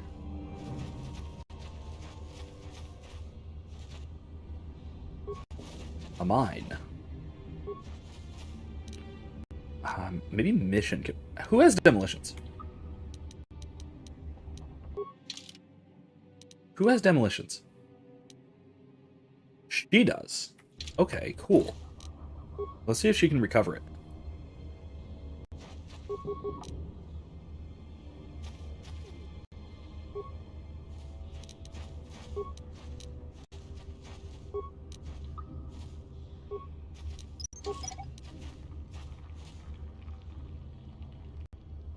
Okay, does that work?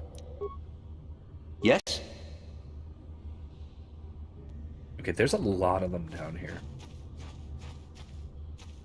There might be more than we can reasonably deal with. What was that? Corpses. Oh, okay, okay.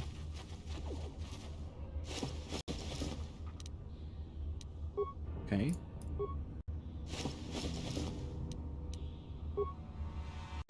What's that? There's some stuff over there that actually might help us.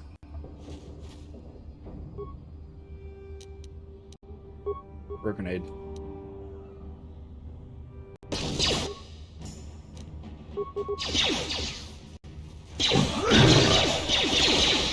Damn. Jesus. Okay.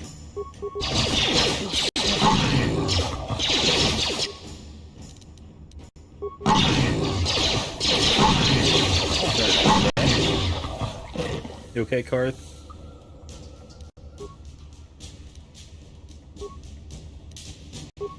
What?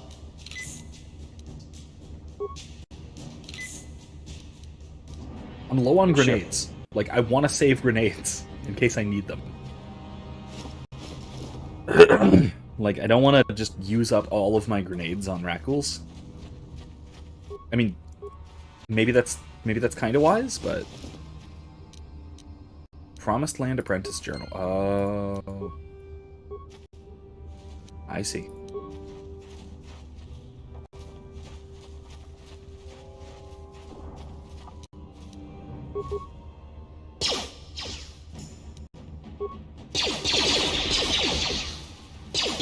Down you go! Nice mission. Alright. Cool. Cool. Got him.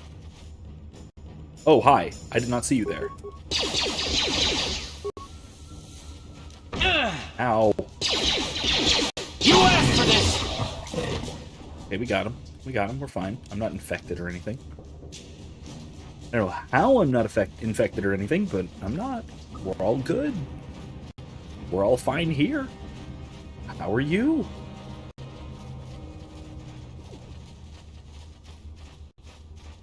I think we already checked this. A little bit of rubble, but why not?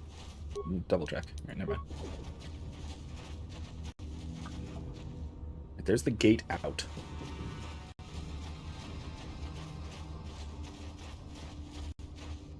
There's one of the escape pods. Yeah? That mission. See if you can pick this thing up, huh? Oh, there's a big old minefield here. Interesting.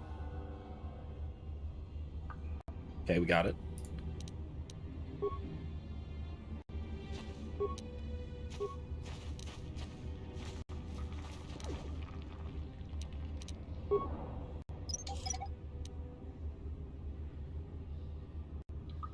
Okay.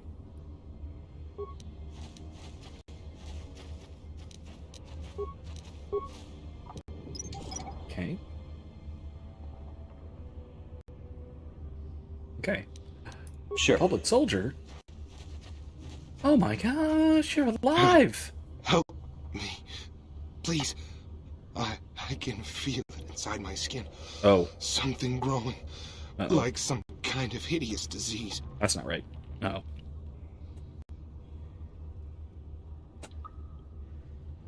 Wait here, I'll see if I can find something that No! No! I can feel it! Oh. Okay. Yep, that's what I should have been worried about. Damn. Come on, Parth. You can handle it. You'll be fine. That was awful. Oh, there's another mine. Wait, over there? How do I even get over there? Earth is fine. It would be awful if Karth could just transform. He could totally just transform into a Rakghoul if he gets to 0 hit points from the disease.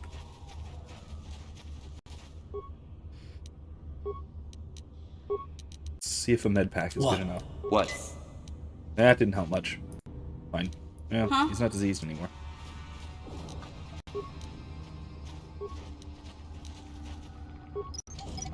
Okay. What? Okay, let's go.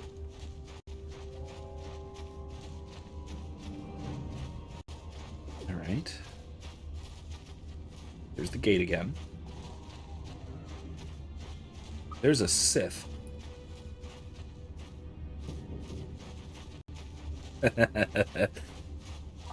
It says, don't worry, Karth, one trip to the back of the tank will have your liver regrown in no time. Yeah, right?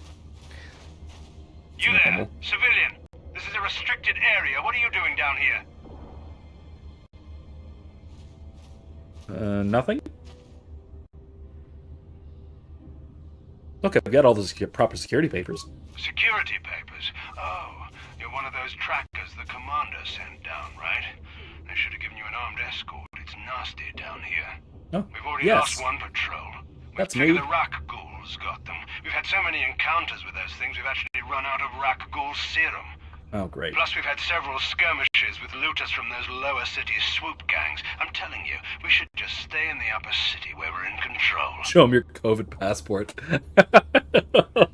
Oh, no. I mean... Listen. I'm not explicitly comparing the COVID regime to the Sith Empire, but it's close. The only difficulty is figuring out which is worse, really. Which is more mustache twirlingly evil. Anyway, you said you lost a patrol already. Oh, is that why you're down here? Search and rescue? I didn't think they'd send anyone. They were in the southern section of the undercity when we lost contact. I would have gone to investigate, but my orders are to search for those crashed escape pods, even if it means leaving another patrol to die.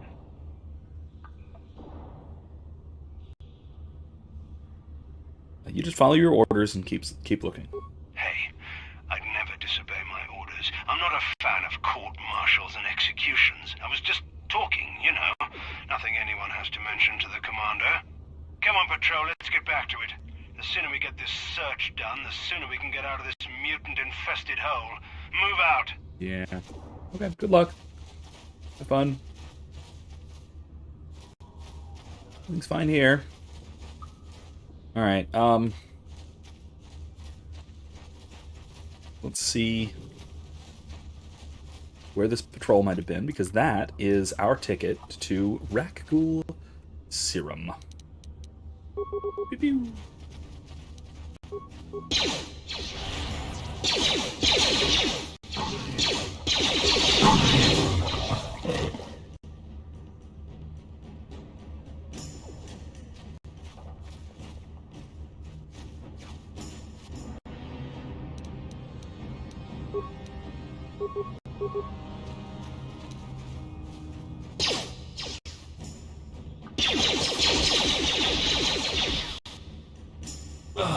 Ow. Time to rumble.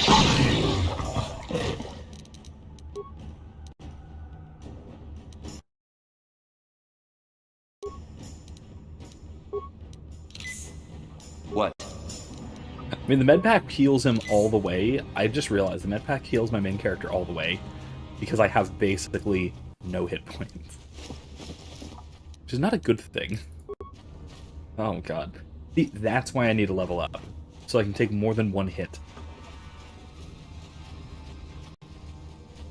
And it's all well and good if I don't actually need to take a hit. You're a pilot for the Republic, right? But... You've been all over the galaxy, I bet, right? So tell me, how would you rate Taris compared to other worlds you've seen? To be honest, Mission, Taris would rate pretty low. The prejudice, the rich spoiling themselves while the poor are crushed beneath them, it's not a pretty picture. Yeah, but that's only since the Sith occupation. Before that, well, I guess it wasn't all that different, really. Maybe Taris ain't as great as I thought, you know? Trust me, Mission, there are a lot of worlds better than Taris. There are worse, too, but Taris is no place for a kid to live on her own. Even a kid who's got a Wookiee to look out for. Hey, I ain't no kid. Yes, you are. I look out for Zalbar as much as he looks out for me. You're like 14. Big C's my friend, not my babysitter. Jeez, I come ask you a question, you give me a lecture. Don't you snap at me, Missy. You want a lecture? How's this? Only bratty little children fly off the handle because of a simple comment. Let's instigate. You're not going to take that from him, are you, Mission? I don't have to listen to you, Karth. You ain't my father, though you're sure old enough to be. So keep your lectures inside your withered old head, because I don't need them. And I sure as hell don't need this. Look, let's just drop it and get back to what we were doing. Oh my god. Thank you. I love it. Absolutely spectacular. Top-notch, awful child. Karth, this planet is full of racism and is controlled by the Sith. I'm gonna have to rate it a 4 out of 10.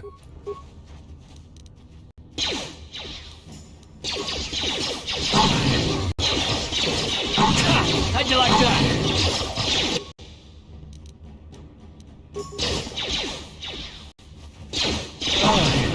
Ow! You asked for this!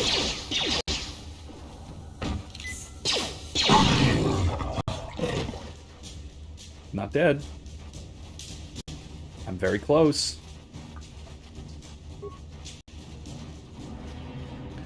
I mean, full of racism and controlled by the Sith. There are worse things, I guess. Okay, we got the serum. Good. Unfortunately, we only found one sewer entrance, huh? Are we missing any explorations? Now, let's just go here. Let's just go in here. Yeah, let's go.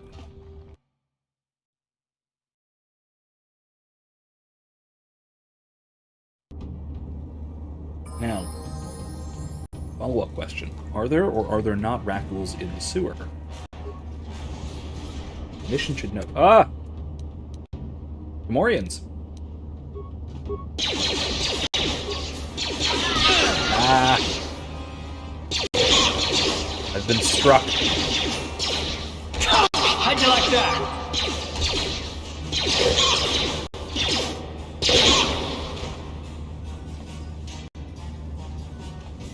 Karth, move. Thank you.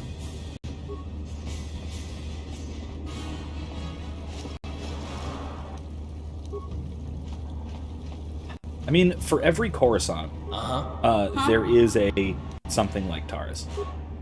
Yes. And I will also say,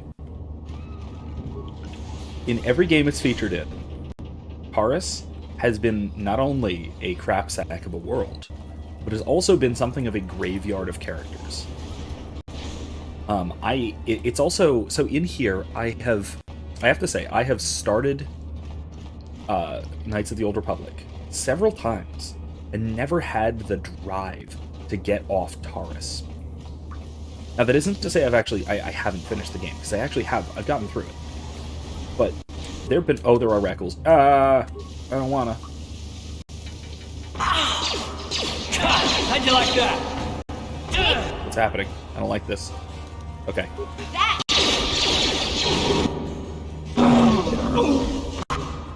I'm very dead.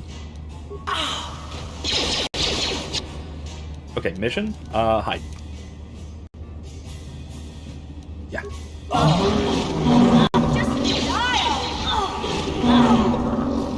Disengage. Ah! Oh my god, there's no room. Please tell me it auto-saved.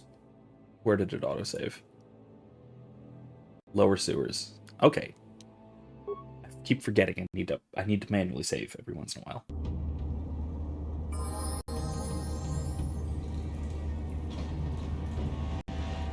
You've never played long enough to get off Taris. Yeah, I get it. 100% get it.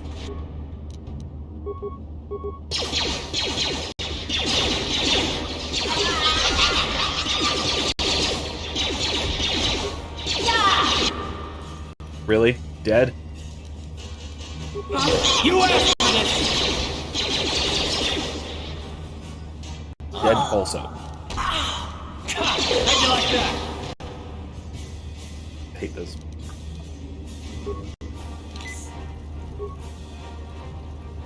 Sure. Huh? Yes.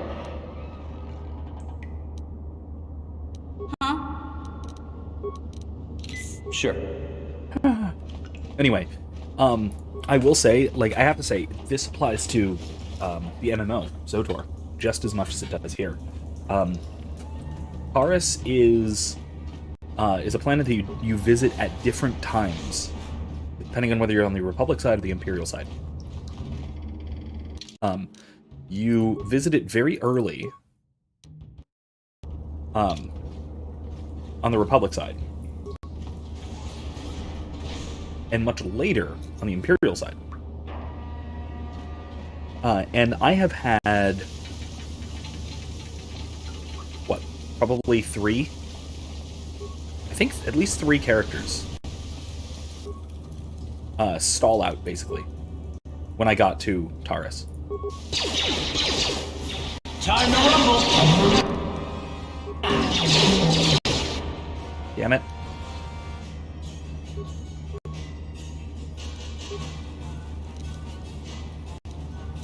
Ready?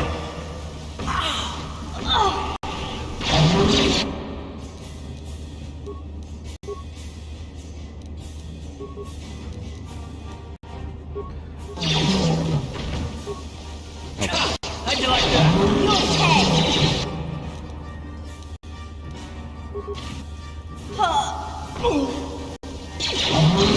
Okay, Karth is tanking, so we're fine. What? Anyway, yeah, it's a huge pain. Huh? What? Sure. What? Ready? Need at least one. Yes? Anyway, yeah, it's so it's 300 years, I think, after this.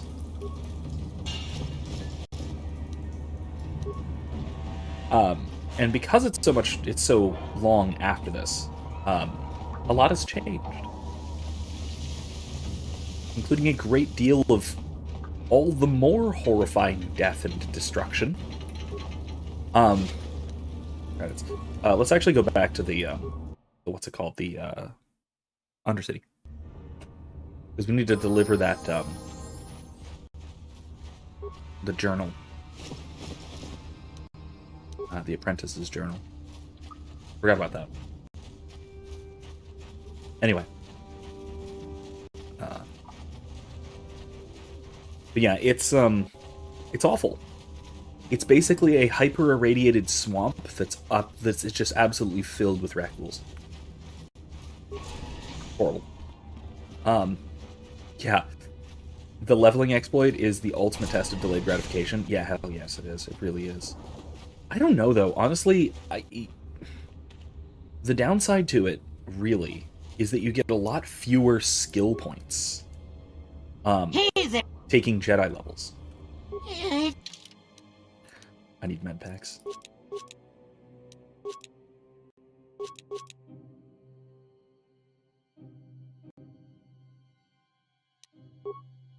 Anything I can sell?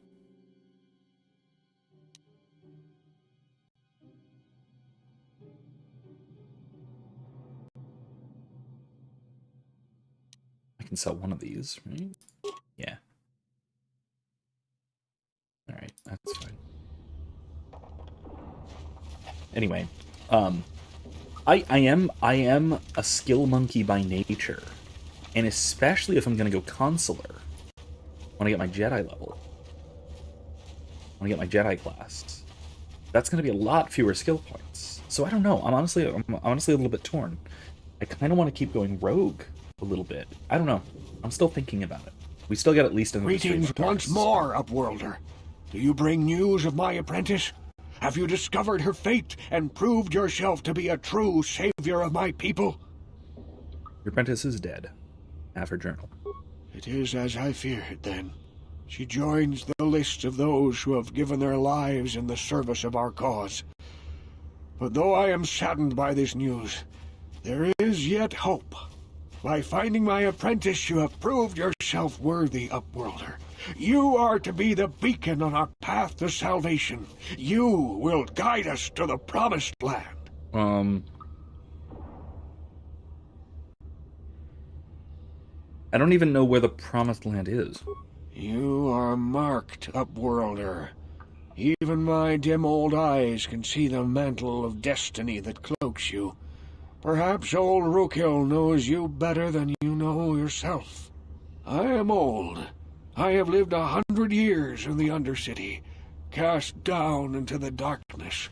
I know the legends and history of our people, and now you must learn it too. Okay, tell me the history of your people, then. The great city of Taris covers the entire surface of this planet. There is no land to grow food. Kelp harvests and the creatures of the sea are our only food source.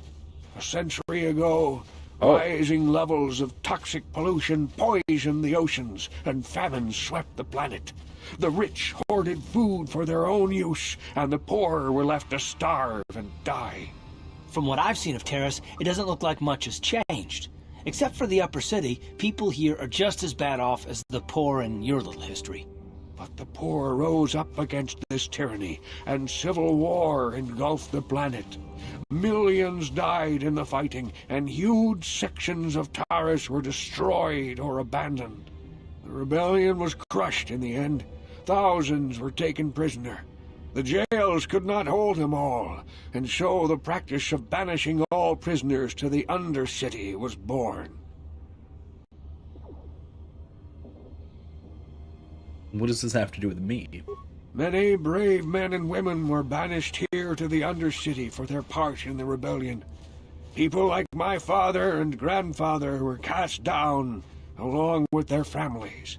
What did you expect? If they could get away with it, the Tarisian nobles would step their own mothers down here to make more room in the upper city. Now we live a dark existence beneath the streets of Taris, a life devoid of all hope but one, the Promised Land, and you will be the one to show us the way to get there. The Phoenix says, look like Taris could use some Catholic distributism. I don't know about that. First of all, the fact that the entire surface of the planet is covered in Ecumenopolis, it's a city, implies that there just isn't physically room for everyone on the planet, everyone in the society, so to speak, to have a plot of land, a productive property. And even if everyone were to, if we were to update distributism away from its sort of agrarian roots to productive property in the broad sense, everyone has sufficient productive property to provide for themselves, it would still wind up relying on a network of trade in order to get basic necessities of life. You can't exactly garden in an ecumenopolis, as has been pointed out. This becomes an issue, especially when those food supplies dwindle on the planet. Of course, we are part of a network of not just interpersonal and international trade, but interplanetary trade. So there's that. But we have the issue, the further issue, right, of there simply not being, as I said, not enough room. Hey, Kevin, welcome. Welcome. Good to see you. I just started talking about distributism. I don't think it would quite save Taris. And then, of course, there are all the stock issues with distributism. That, yes, it winds up being a good... It's a good theoretical ideal, but either you wind up having a kind of forced redistribution, a kind of quasi-socialist or even Saruman-esque taking into distributing kind of scheme, or you have some kind of a weird voluntary system where people give up what property they have in order to make society flourish more, which under extreme circumstances might be plausible to a degree, but then we also have the problem of moving forward over time, where property becomes not properly owned. Right? Properly speaking, if you own something, that means you have the right to dispose of it as you see fit, to do with it as you see fit. It's a bundle of rights. As a lot of sort of philosophers of economics call it, or legal theorists as well, that it includes the right to sell it, to make use of it or not, etc. And so, because of that, if you have the right to sell your productive property, that would mean that you would no longer have productive property. You would be now outside of this distributed system while still living within the society as this distributed system, and then property would immediately start to redistribute and would immediately start to reconglomerate into certain hands who would prefer ownership of productive property rather than personal non-productive property, and ownership of would prefer things like wage labor for the security that it provides. Kevin says, I'm all about seizing the wealth of global elites and politicians. They're criminals. Well, yes. I mean, they're explicitly criminals. So, yeah, they owe more than they have simply on tort grounds. Excuse me. But that's simply on tort grounds. That's not, that is retributive justice, or restorative justice. That's not distributive justice. But these sort of Aristotelian terms, broadly speaking.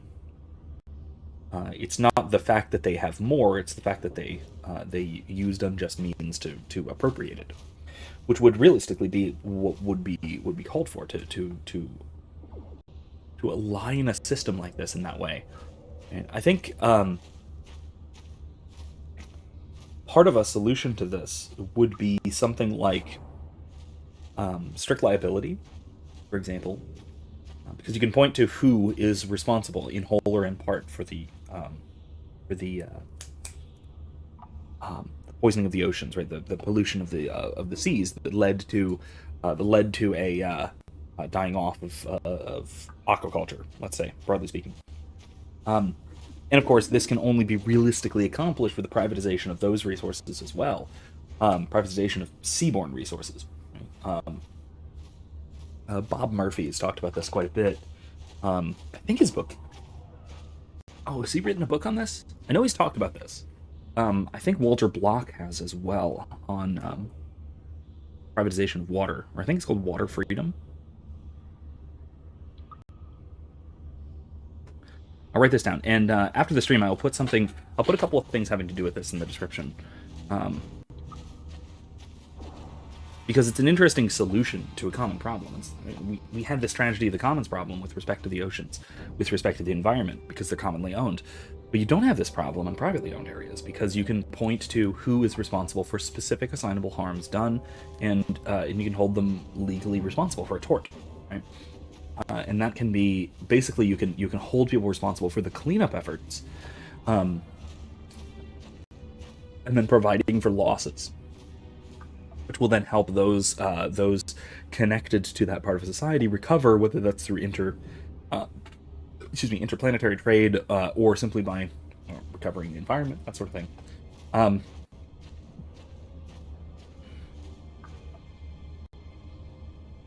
A book I just recently reread. There's been a Tolkien kick lately. Do I have it right here? Yeah, I do. Hold on. Right here. Whoops. Dropped another one. That's fine. This one. It's called The Hobbit Party, by Jay Richards and what's the other guy? Jonathan Witt. That's it. Oh, it's on the front. It's on the front cover. There you go. These two. This has a very solid chapter that provides an argument against distributism, and then also another chapter on an argument against sort of localism and individualization of production, kind of thing. Basically, it's just making an argument for economies of scale and inter-environmental trade, especially for food production. And it's really something that traditionally minded people need to keep in mind is that the largely medieval production techniques that we sort of pine for just naturally out of a sense of nostalgia and aesthetics, that the world at the time was really only capable of sustaining a few million people, maybe a few tens of millions of people. And we've got like almost 8 billion now. The difference there is staggering and unbelievably dangerous.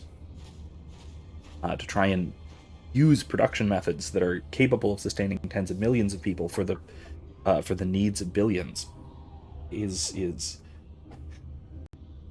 well, you can do the math.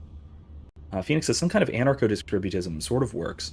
It would be the voluntary distributism maybe contemplated for Catholics on Earth. Might not work for a city planet. Certainly wouldn't work for a city planet. On Earth, something like it maybe. It can be. So I can say that something like distributism, something like small-scale individual ownership of means of productive property or the means of production, can be a good personal goal. But it can't be a system, I don't think. And I don't think it can even be a goal for everybody. Not everyone, it's not going to be appealing to everybody. It's not appealing to me, for one. I do this, but this isn't my job. I don't see this as my job. I see myself as part of a large institution of a university. See, and I couldn't do what I do professionally without that institutional structure. Now, maybe I could to a different degree, maybe, but not in the same way, and not with anything like the degree of efficiency, and I wouldn't want to. I'm not an entrepreneurial sort. I'm far more conventional and conservative in temperament. I'm risk averse, change averse as well. I prefer the sort of stability and security provided by wage labor, broadly speaking. And a lot of people are like that, and I don't think there's anything particularly wrong with that. Whereas distributism would have everyone necessarily be an entrepreneur. I think it's a practice of flattening out differences between people temperamentally, and saying that I think this is ideal for me and my family and my situation, and therefore everyone should follow a similar model, and I don't think that applies. Phoenix says the oceans are an even bigger tragedy than the commons because it's not just one country that has stakes in the common. It would cause more issues than a commons owned by a single group. Yeah, I think that's right. And again, privatization of oceans has been floated around by mostly anarcho-capitalist philosophers, people like Walter Block, people like I think even Walter Williams has talked about it. Certainly Bob Murphy, think Rothbard addressed it as well. I'm not sure, though. And that just like a solution to the tragedy of the commons is private ownership of property, of land, private ownership of the oceans works for conservational reasons as well. And it works for conservation in African game lands as well. It's the primary way that poaching is mitigated in Africa is through privatization of land for things like safaris and tourism. Because it extremely incentivizes, one, the protection of the land, the natural land, and the people and the animals within it. And then also the encouragement of the development of the environment of the animals, even beyond what nature would provide. Which is neat. And you don't get that in the commons. You get it left alone at the very best, which is not the best that you can ask for. Having said it, the idea of restorative justice being implemented against the globalists seems like it would be require a miracle to accomplish without a revolutionary governing mechanism. Yes, yeah, kind of would. Maybe.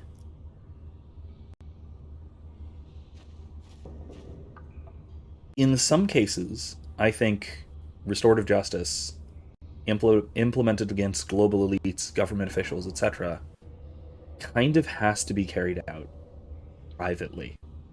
Privatize the oceans, also privatize the judicial system and its implementation against the worst criminals mankind has ever known.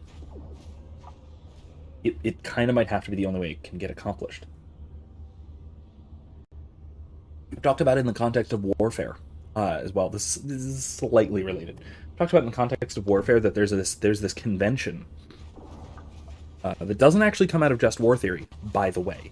It's a convention in international law against the assassination of political leaders, or even military leaders. Like generals are usually off the table as far as military targets. Yeah, the reason for that is because leaders don't want themselves killed, so they make treaties with other leaders not to kill each other, and they just have the peons do all the killing. All of the peasants are fighting each other. Well, yeah, that's fine, but that has nothing to do with... First of all, it has nothing to do with just war doctrine. In fact, it's kind of the opposite. And I mean, if we really wanted to put a stop to needless warfare, targeting the politicians responsible by acts of just war would be the way of doing it. Because if they have skin in the game, if they're afraid of themselves actually being killed in war, they're almost never going to go to war. Politicians, leaders, especially tyrannical ones, are cowards as a rule. If they can't stomp on it, they'll run from it. They have the most honed fight-or-flight response you will ever see in a human being. And this is why you saw, like, the January 6th unguided, spontaneous unguided tour of the Capitol, where people were just kind of wandering around taking selfies and knitting. And you had Congress people who were cowering, probably literally wetting themselves, although that's not unusual at their age, under their desks, under their chairs, because there were people in here. They are inside. Come on now. Justin Trudeau fled Ottawa when trucks came by and started honking their horns, and then he sent in the jackbooted thugs. Those are the responses. That's it. Phoenix says the best way to deal with poachers is to have landowner who has an incentive to deal with them. Yeah, absolutely. That's basically what I was getting at. The same goes for overfishing. The same goes for pollution, etc. Yeah, right. Exactly the point. It's he says, when mutually assured destruction has made full-scale war a bad option. Yeah, because it actually threatens those in charge. Now, it doesn't quite make the same difference if you're completely insane and have lost control of your rational faculties, which might be the case in some of our world leaders today, but, we'll see. Anyway, tell me about the Promised Land. Legends tell of a self-sufficient colony founded just before the famine and lost during the Civil War. A paradise beneath the undercity where droid servants tend to every need. For many years I searched for the Promised Land, just as my grandfather and father did before me. When I became old and gray, my apprentice continued the search on my behalf. Man, mechanization. Sounds like a myth to me. Something to give the people here some false hope to cling to so they don't go mad with despair. I have collected many clues hinting at its location. The journal of my apprentice provides yet more information. But still, there are too many pieces missing from this puzzle. But I know my father and grandfather each had journals where they recorded their own discoveries. Perhaps with their journals, I could at last uncover its hidden location. Well, I found one of them. Yes, Upworlder. Well done. However, I see that this journal alone does not have enough clues for me to solve this mystery. Too many pieces are still missing. I'm afraid that only with all three journals, my grandfather's, my father's, and my apprentice's, will I be able to discover the location of the Promised Land. Okay. I will leave this journal with you for safekeeping for now. Perhaps it will aid you in your search for the others. I wish you luck, Upworlder, for the sake of the entire village. Alrighty then.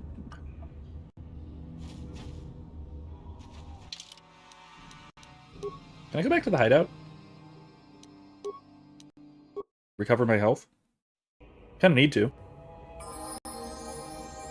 Yay, I can. Alright, let's go back.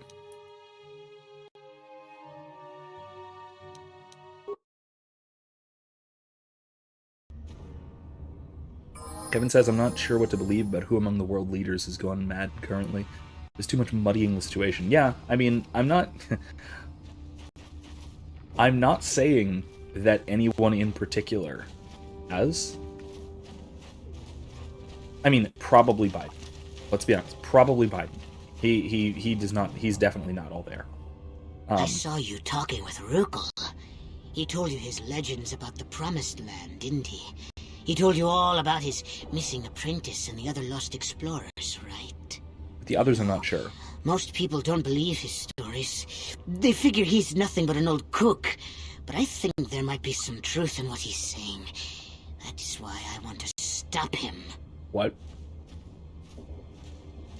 Why?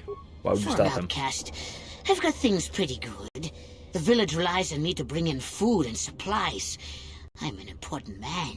If it wasn't for Gendar, I'd be running this place. I get the feeling if it wasn't for Gendar, this place would be a lot worse off than it is. But if Rukel ever finds his Promised Land, I'm sunk. People won't need to rely on me anymore. I'll just be another nobody like all the rest of the villagers. I won't let that happen. Oh my god, this is the most envious little shit I've ever seen. At least outside of campus activists. It's funny that people who push for equity. So there's a very common principle that just about anyone who isn't a psychopath holds. That a situation cannot be worse off if no individual is worse off. And the situation cannot be better if no individual is better off.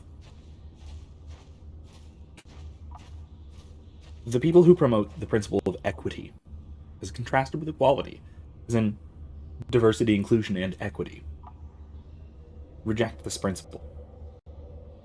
They hold that a situation would be better off if everyone were worse off, but more equally so, which is exactly what this guy is promoting. Exactly what this guy is promoting. He wants everyone to be worse off, or at least stable, so long as he remains near the top.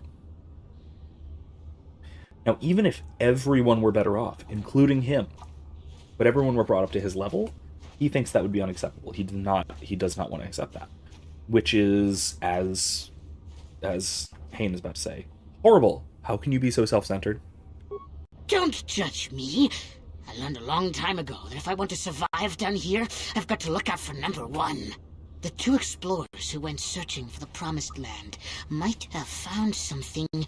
They might have found clues or evidence, just like Rukel's apprentice. They would have recorded that information in their journals. I'll pay you if you bring all 3 journals to me. The 2 from the explorers and the 1 from Rukel's apprentice. No. Then I can destroy the evidence and make sure nobody ever finds the Promised Land. I've saved up enough credits for my business here to make it worth your while if you help me. No. I'm not going to betray Rukel and the village for you. Don't be a fool! I'm the only one here who can pay you for those journals. Rukel has nothing. He won't be able to come up with any kind of reward. So? Once you have all 3 journals, just bring them to me and I'll give you a decent reward. Now, was there something else you needed? No. Yeah, okay. You'll come back and see me if you want a deal. So, on that note, and Phoenix, I'll get back to your point, to your question. Kevin said, most of the Western media is portraying the Ukrainian war in cartoonish ways. I'm automatically put off because those are the people that have lied to me for my whole life about basically everything, including the weather. Yeah, pretty much. It's the whole, like... It's the point that we really fundamentally cannot trust the media. They're just fundamentally not trustworthy people, and their job isn't to tell the truth. Phoenix asks, what's your opinion on anarcho-monarchism?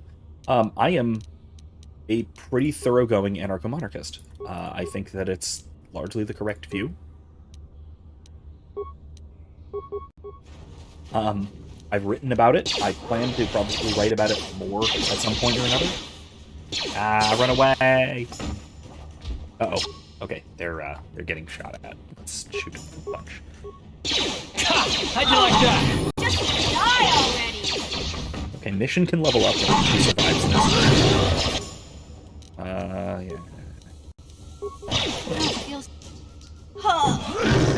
Darn it,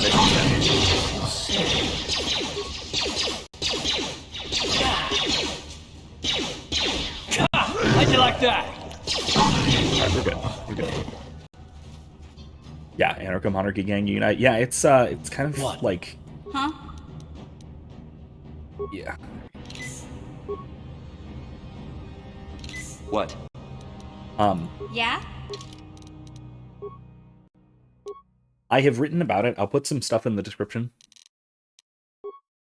About it. Stuff that I've written and maybe some other things as well. I think that it's, I mean, it's explicitly self-contradictory. Let's just kind of be upfront and honest about that. However, recommended? It's going to be Gearhead. Really? No.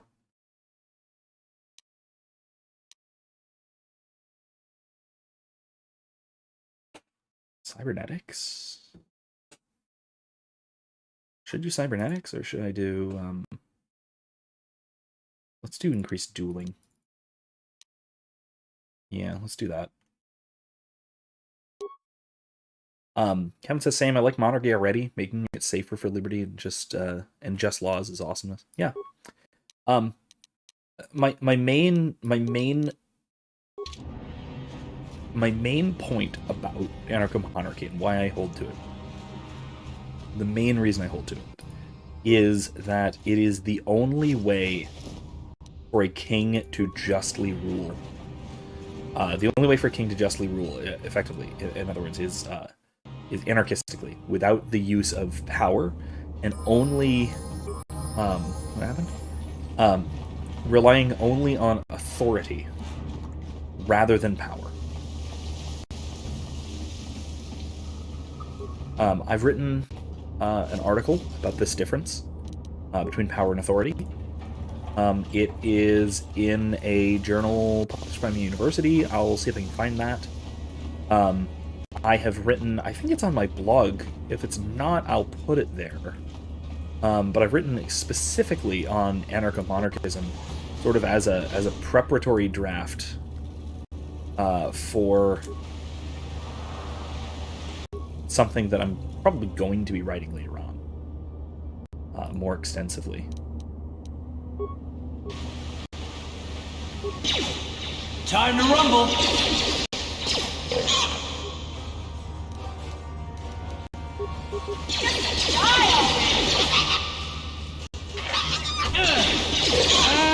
Help me.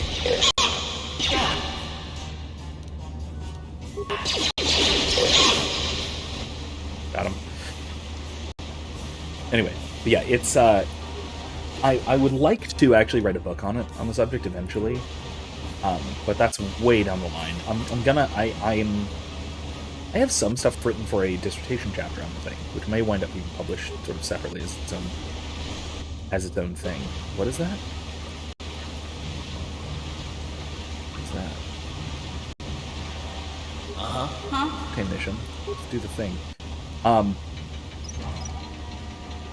Yeah, I'm not. I'm not committing to writing on that just yet. But I'd like to at some point. I'd like to write more than I have on it.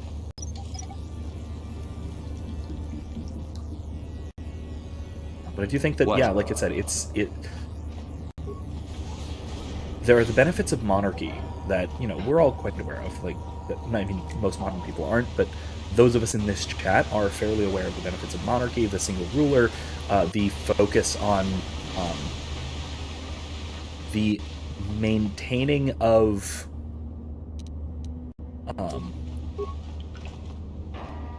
stability, let's say. Maybe I shouldn't say stability. More like the maintaining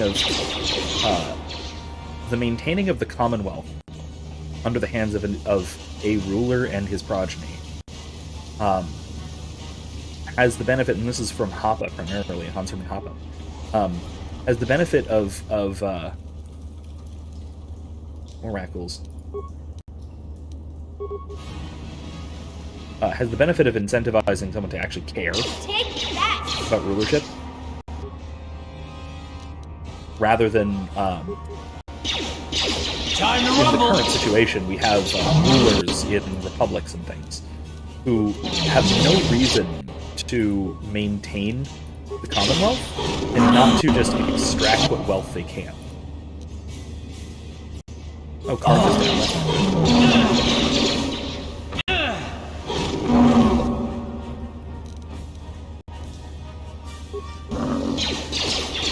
down. Oh, that's not good.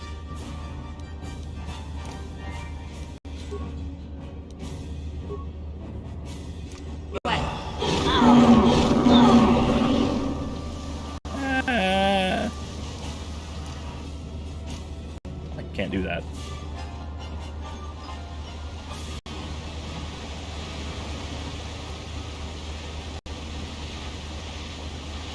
Ow. Not good.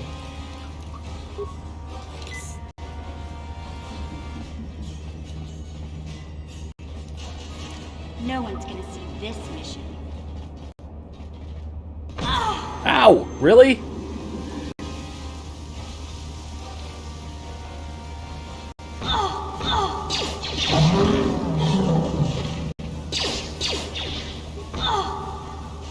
Okay, we got him. Okay, fine. This is awful. Oh my god. Phoenix says, my older brother calls me an anarcho-theocrat because my ideal anarcho-monarch is the Pope. I mean, the Pope is an anarcho-monarch, strictly speaking. Yes? Yeah, if we're being really precise, the Pope is an anarcho-monarch. He's an absolute monarch. Yes?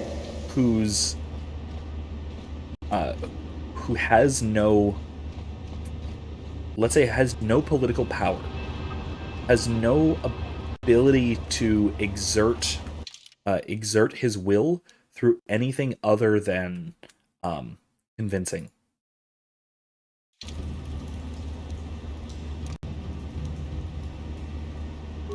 Okay, let's turn off solo mode. Everyone come here. There we go.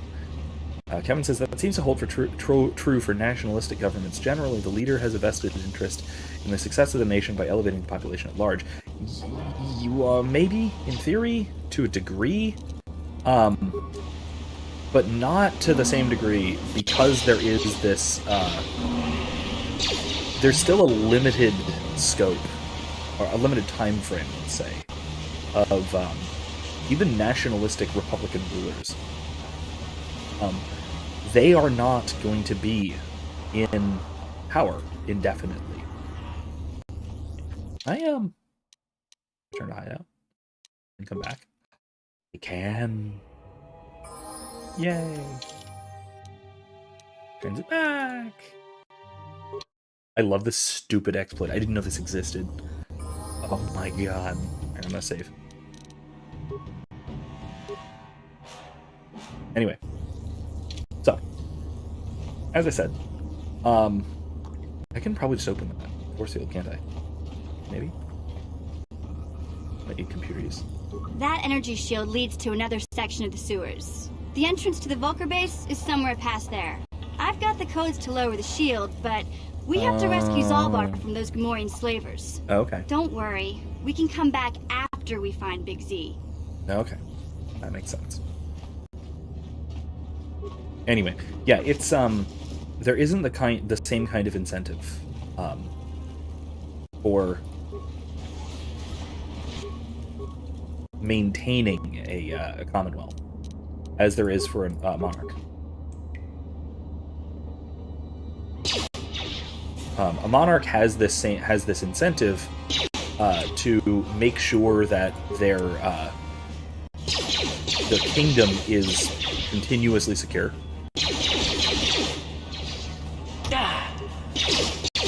But that isn't there in cases of republics.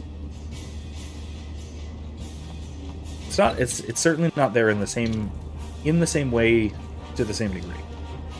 Put it that way.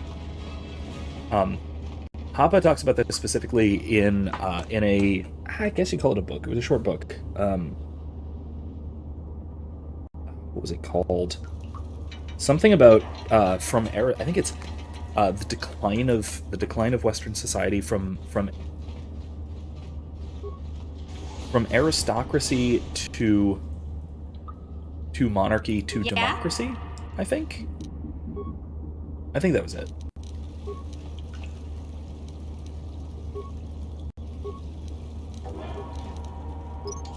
It was something like that. It was very good. Phoenix says, I've got to get ready for work. Thank you for the stream. Can't wait to see you in the next one. Yep, looking forward to it. I will see you on Thursday, hopefully, for Dragon Age Inquisition. Ooh, we're done there. Cool. Sure. And then back here Monday as we continue this. Yes, let's reactivate the droid, please. Optimize the droid's weaponries. How many repair parts do we have? We have a lot. Engage in patrol mode. Okay, we don't need its shields because everything in here has melee weapons. So, weaponry, targeting systems, patrol mode. Alright, leave it alone. Alright. On that note, actually, I think, honestly, I have class early tomorrow, and I still have to prep some things, so I am also going to call it a night.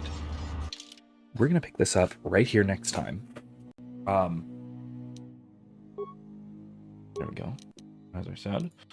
And until then, thank you for joining me. Expect another video coming out this week. I have another thing I have to put out for class, and that's one of the things I actually have to prep for tonight. And it is on Anselm's first of the 3 philosophical dialogues on truth. It's the one I haven't really addressed online in a video, so I'm going to have a video lecture on that one. That'll be out this week, because I also have to have this out for class. So expect that soon, and then we can talk about it a little more on Thursday if you guys want. Anyway, thank you all for joining me tonight, and I hope we had a good time. I hope you guys had a good time. I certainly did, and I hope to see you guys next time. Good night, everybody.